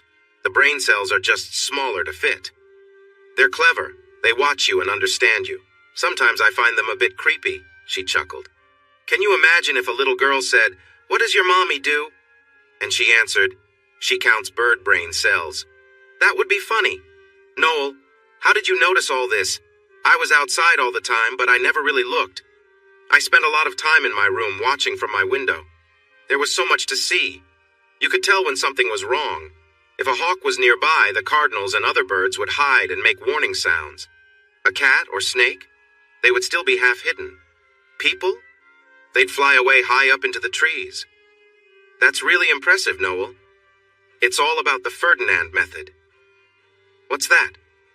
"You know Ferdinand the bull? He would stop to look closely at every flower and smell it. I don't suggest you do it like the Disney bull, but it's about enjoying the experience. Have you ever noticed when you're hiking, you can sense people coming before you hear them? Birds, especially doves, fly away when they see someone. Walkers are okay, but joggers really scare them. They get flustered and fly off, except in parks or cities where they are used to it. Maybe I should pay more attention to what's happening around me. You should pay more attention to me and follow what the physical therapy people say." 2 weeks later, he could sit in a chair most of the day, stand a bit, feed himself, and wash himself, sort of. He moved to the rehabilitation center, which changed things a lot. Noel was still close, but her role shifted from main caregiver to a supportive observer. She still helped him eat and with his exercise routines, but physical and occupational therapy took up most of his time. She felt uncertain about where she belonged. "Chloe, can I talk to you for a minute?" "Sure, I like your name, by the way. I'm not fond of mine," she smiled. "What's on your mind?" "I want you to know that you're in charge here. I want to learn, but I don't want to get in your way. You have your own methods, and if you think it's best for me to step back and just visit at night, that's okay. If you need me to do anything, just let me know." "No, you've been really helpful. He actually seems to improve when he knows you're nearby. Tomorrow I'm going to try him in the pool. Bring a swimsuit and you can help me." "What do you think?" "Sounds great. I'll go to the store. I hope they have what I need. It's summer, but we're already selling fall and winter items." She touched Chloe's arm. Thanks for your help. It really means a lot to me. I can use all the help I can get. He may be a bit smaller now, but he's still a good size. That way, Emma can do something else. We're about the same size, so I'll bring a suit for you just in case. Perfect. The next day, Noel quietly entered the bathroom, put on her new suit, and covered it with a bathrobe. She took Jonah and Chloe to the pool and removed her robe.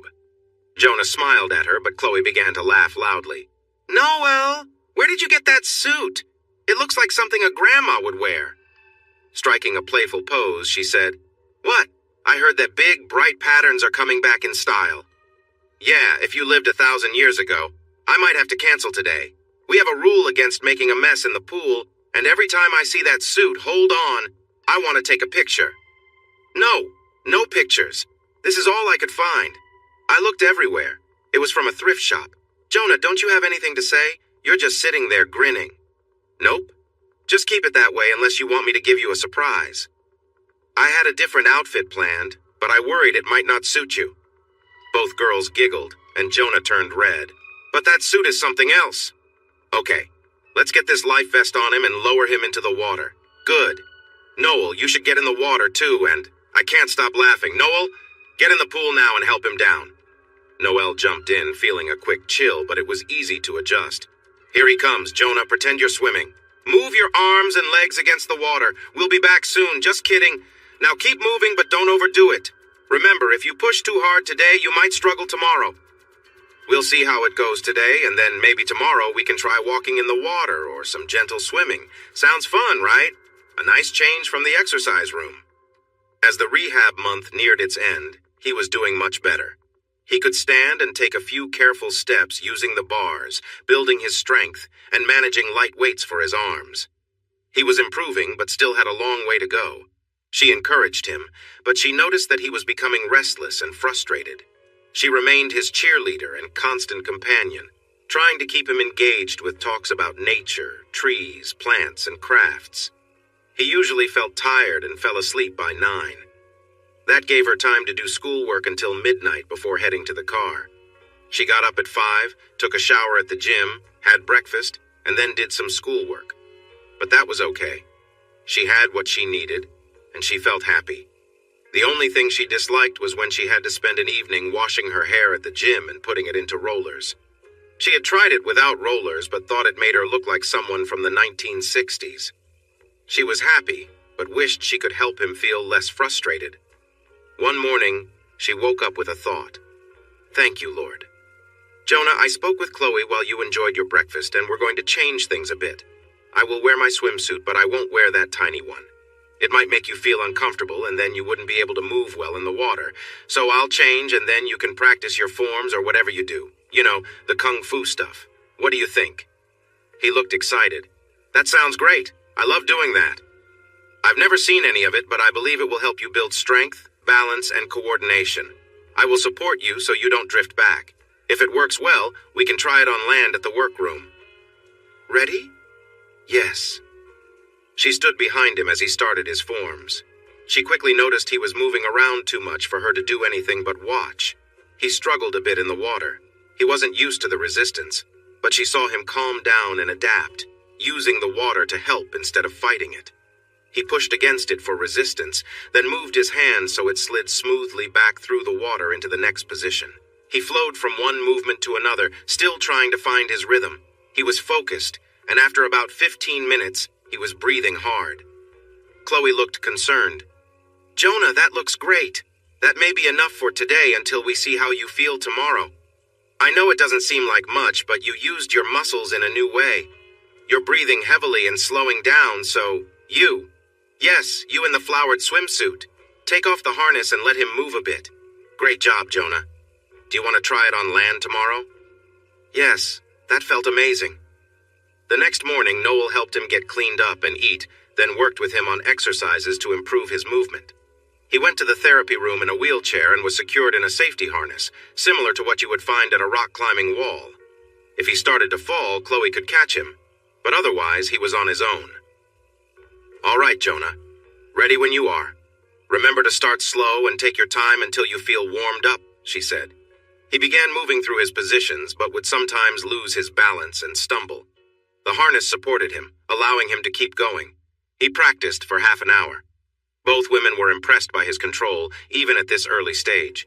He improved every day, but it was a gradual process. He was almost 4 months into his recovery from that day on the mountain. He was getting stronger, his balance was improving, and he felt more in his hands and feet. His stamina was slowly getting better. And then Noel? Can we talk about something?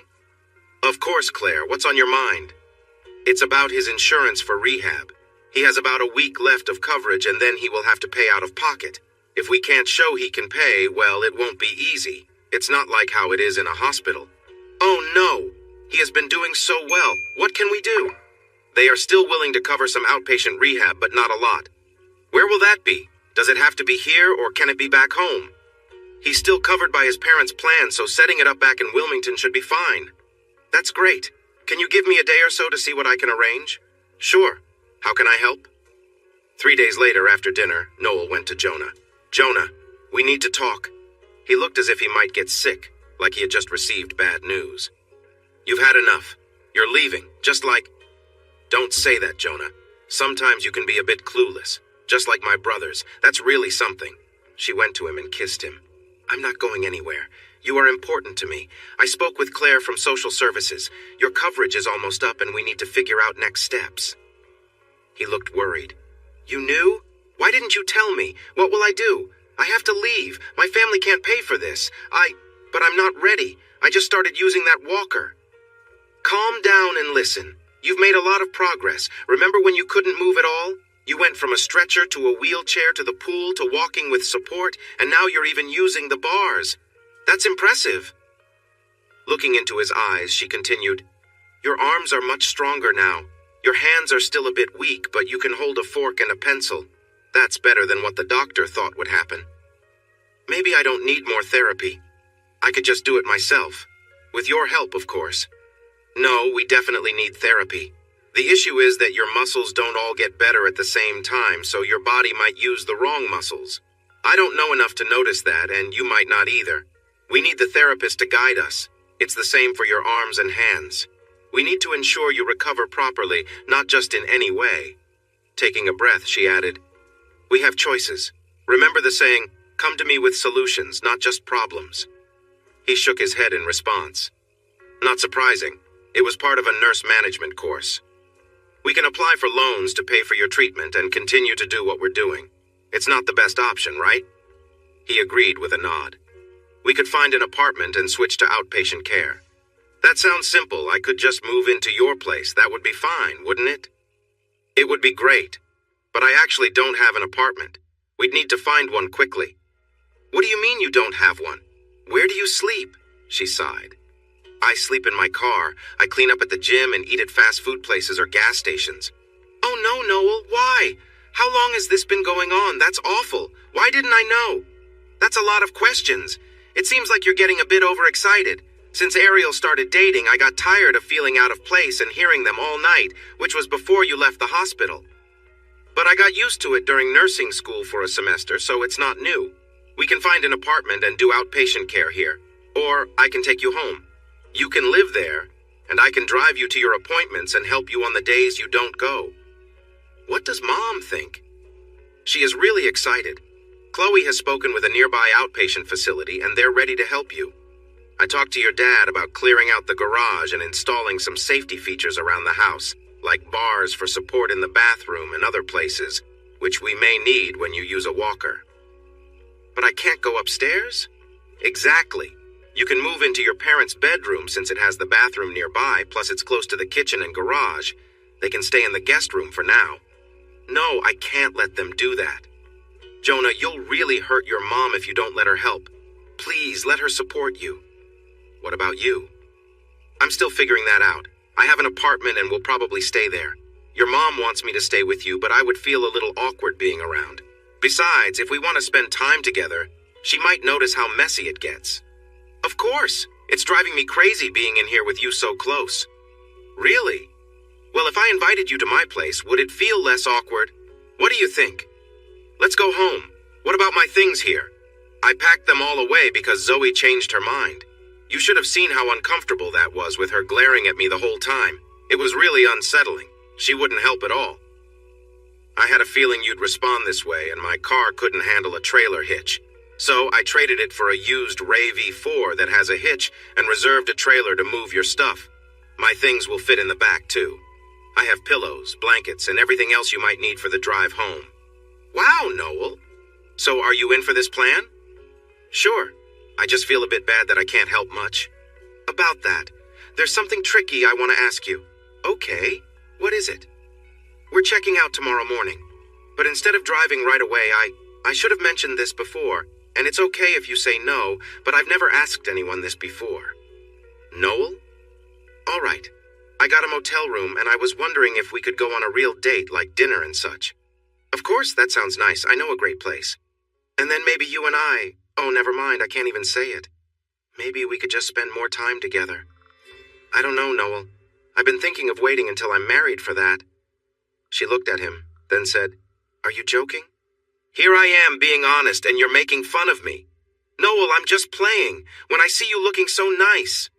You're so silly. I might trip you just to keep you in check. Forget it, we'll just leave tomorrow. Noel, come here.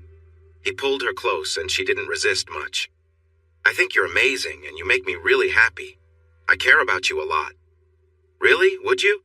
I've waited so long. These last few months have been tough being so close after all this time. Every time I see you, I can't help but be excited. Now, come on.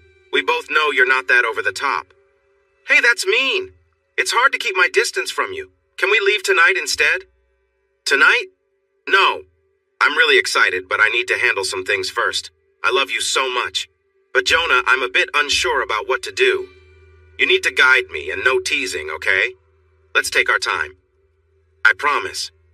I mean, I've read about things and seen some videos, but some of it seems a bit too much. And I don't want to be seen in a bad light, even though people have said things. But if that's how adults connect, I guess I can try. Relax, Noel. That's not how everyone does it. You'll do just fine. I know it. Okay, so it's settled. Give me a kiss. I have to study for a test, and we'll see you in the morning. Well, actually, I still have to pick up my car, get the trailer, collect our things, and grab some food and drinks. Just take it easy, Noel. I've never seen you so nervous before. I just don't want to let you down. You won't. Relax. Take some deep breaths. Knit a bit and find your calm spot. That's what helps, right? Yeah. How'd you know? I'm not as clueless as your brothers. Oh, Jonah, I didn't mean... He kissed her gently. Go on, Noel. See you tomorrow. Jonah, I love you so much. Go, Noel. Focus on your studies and get some rest. The next day, they met around noon, finished the paperwork, and packed up his things. She helped him into a wheelchair and wheeled him out to the car. Getting him into the SUV took some effort, but it wasn't too bad. They drove to the motel where she had prepared a room for him.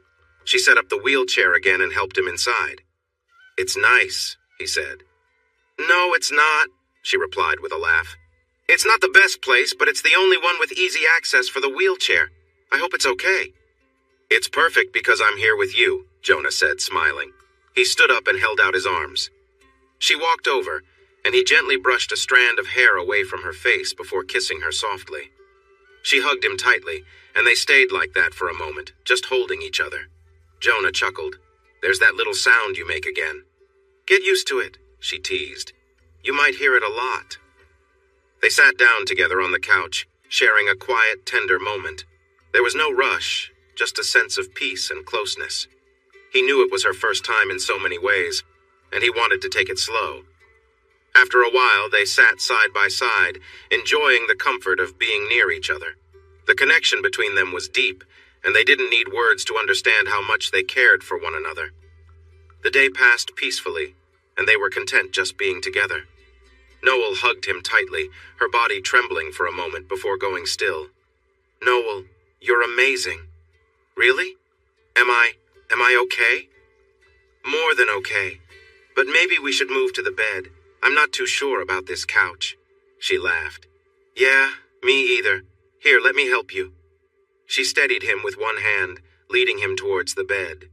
They lay down together, close and comfortable. He kissed her gently, and she relaxed into his embrace. They stayed like that for a while, savoring the closeness, the warmth between them. The connection they shared felt new but strong.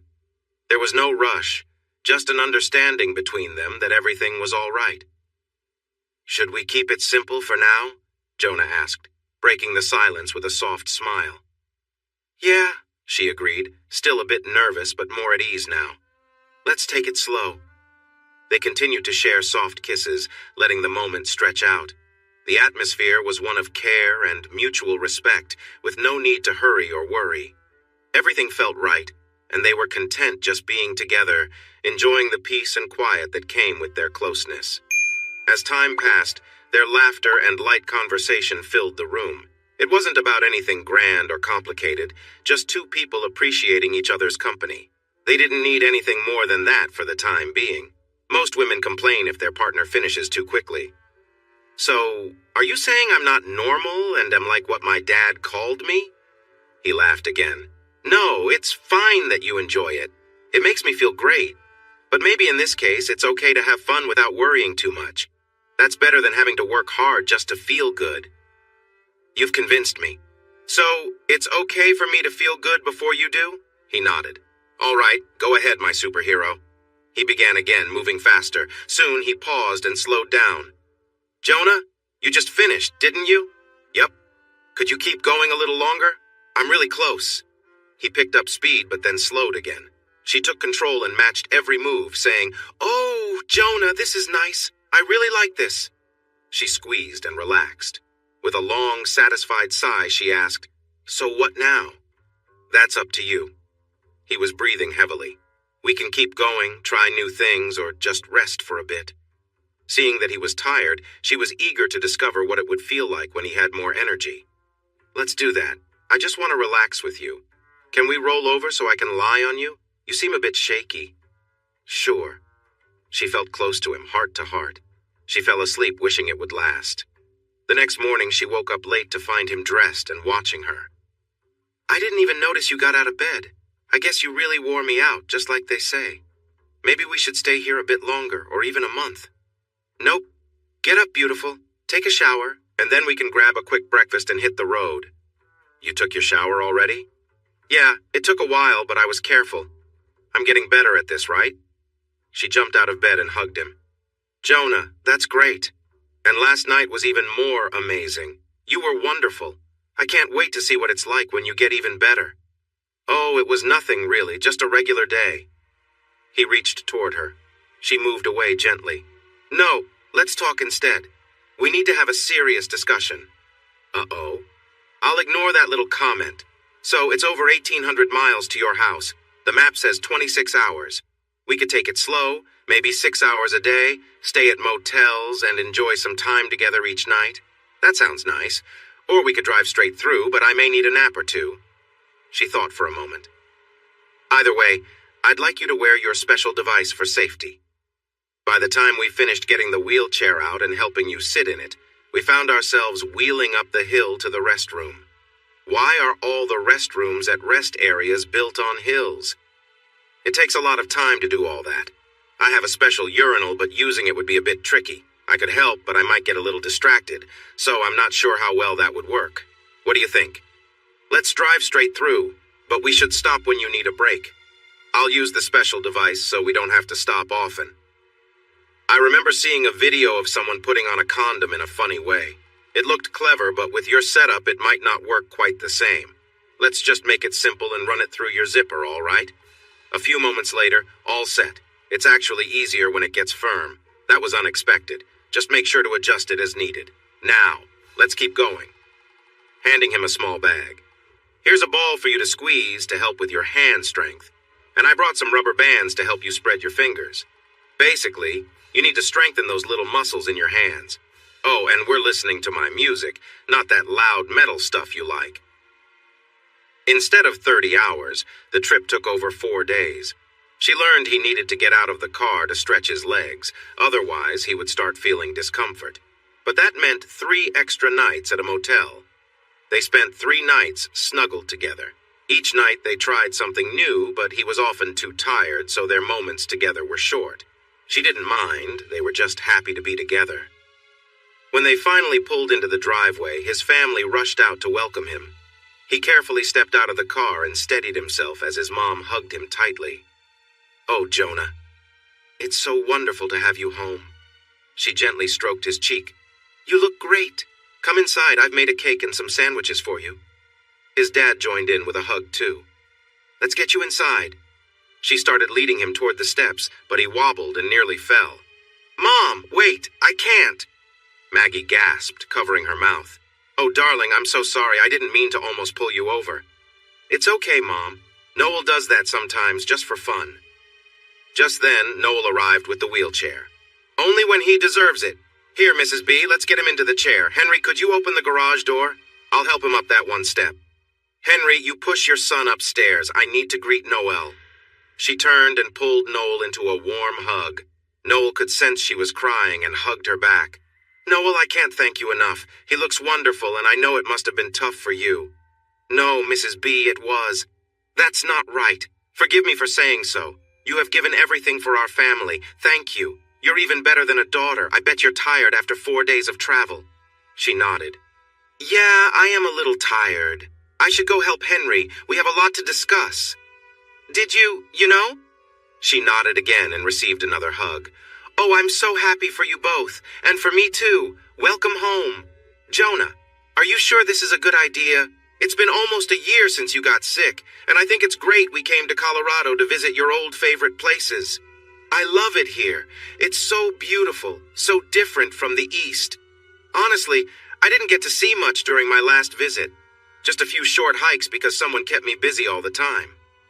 But those mountains, I used to love the Appalachians, but these are something else. Ever since I came here to help you, it feels like such a long time ago, yet also like yesterday. Strange, isn't it? Looking concerned. But it's 5 miles up and look at all the snow up there. It'll be okay, Noel. I'll take my time, and if I feel too tired, we can turn back. It's all downhill from there, and you can help me if I get too weak. Dream on.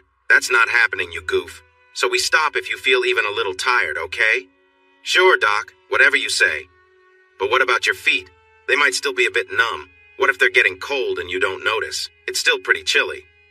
Noel? You're right. Sorry about that. It's above freezing and the trees have leaves. What's the worst that could happen? My toes might change color and fall off? No problem. I don't care much about toes anyway. So let's go. Suddenly stopping. Wait, do you hear that? Hear what? That soft buzzing sound. Where are those little guys? There they are. A small group of birds flew around and landed in a tree nearby. Waxwings. Waxwings? Birds, nature lover. They look a bit like cedar waxwings. They are really cool. They sit like they're royal or something, all neat and tidy. Then they suddenly start chattering and flitting around. They fly this way and that before landing again in a group. Then off they go to somewhere else. Awesome. Look at them go. How do you know all this, Noel? I used to spend my time at the park and the lake to avoid going home. Nature and its creatures were my friends. He hugged her, and they shared a quick kiss. They had walked nearly halfway up when she stopped. Jonah, look at those aspens. They are all twisted and strange. We need to check them out. What could have happened to them? Come on. She ran into the grove and began feeling the smooth, twisted trunks of the trees. They were hurt but still full of life. An avalanche did this, Noel. Look up. The snow builds up and slides down the hill. See how it has knocked down the trees above? They really picked a bad place to grow. She hugged the biggest tree. But they never gave up. Hard times came and they kept on growing. That's amazing. What are you doing with that tree? This one is the mother. Aspens make seeds, but mostly they spread by sending out roots for new ones to grow, like blackberries and raspberries. These are all her babies. Good job, Mama. Can we sit by that rock and just feel them for a while? Maybe she'll let me take one of her babies to raise at home. They settled down, hidden from the road when Noel saw 2 doves rush past through the trunks. Shh, someone's coming. Be quiet. Noel, how do you... Shh. Come on, Slowpoke, we have a place to reach. No dawdling, well, except give me another quick kiss. Eric, I love you so much. I can't believe you asked me to marry you in the parking lot at our favorite trail. It's about time. I was just about to ask you. From behind the rock, they could hear soft sounds. And this ring, Eric, it's the most beautiful thing ever. I have never loved someone as much as I love you. It's magical. We're going to be so happy. Adventure, travel, and places to explore. We're starting together in Idaho. Incredible. Oh, I love you. I feel like I'm floating up the mountain. Now let's get to the top. You can see everything around you, all the mountains and snow. And then, my friend, we're going to have our story. What did you do the day you got engaged? Such a great tale. More sounds nearby. No, Eric, not yet. When the time comes, I want to be the one leading. You can just enjoy it while I show my gratitude. Plus, with all this snow, I might need to layer down a bit. Hurry up, let's go. I'm already excited just thinking about it. Oh, Eric. Okay, stop. Save it for the top. Noel recognized the voice and placed her hand gently on Jonah's, squeezed it, and rested her other hand on his chest. He pushed back gently against her hand. She felt tears forming just thinking about how he must feel, and she leaned against him. Once the couple moved up the trail, she said, "I'm sorry, Jonah. That must have been really tough. Is there anything I can do? Should we head back down?" Tough? Yes. Those are nearly the exact words she said to me. Brings back a lot of good and bad times, abandonment. But it seems she's better off, and looking at Noel, I'm so much better off now. I guess I didn't mean as much to her as I thought. Just a stepping stone. Looks like my mom wasn't too thrilled about things.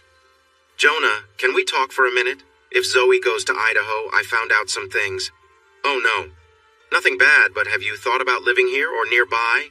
Sure, but... Awesome. I did some research.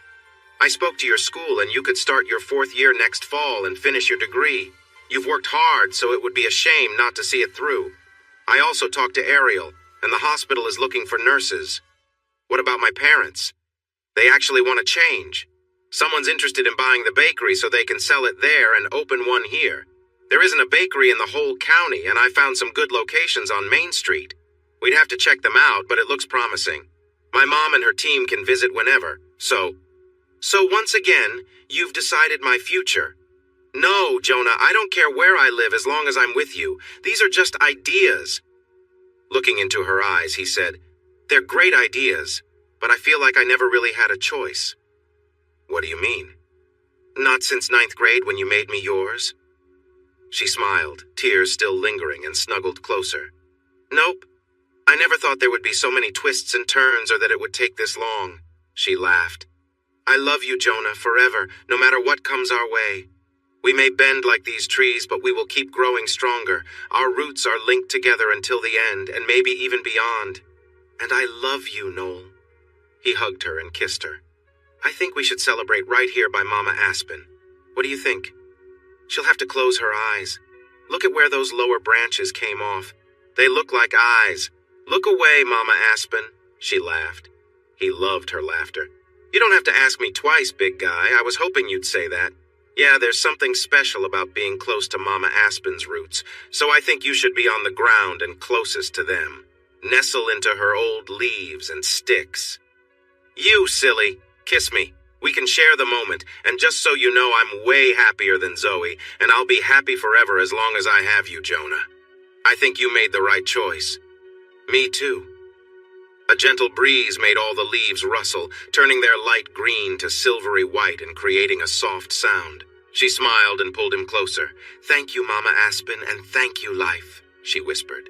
Thanks for watching this video. Don't forget to subscribe to Infidelity Plus to stay updated with more captivating tales of infidelity and payback. Turn on notifications so you're the first to see our latest content.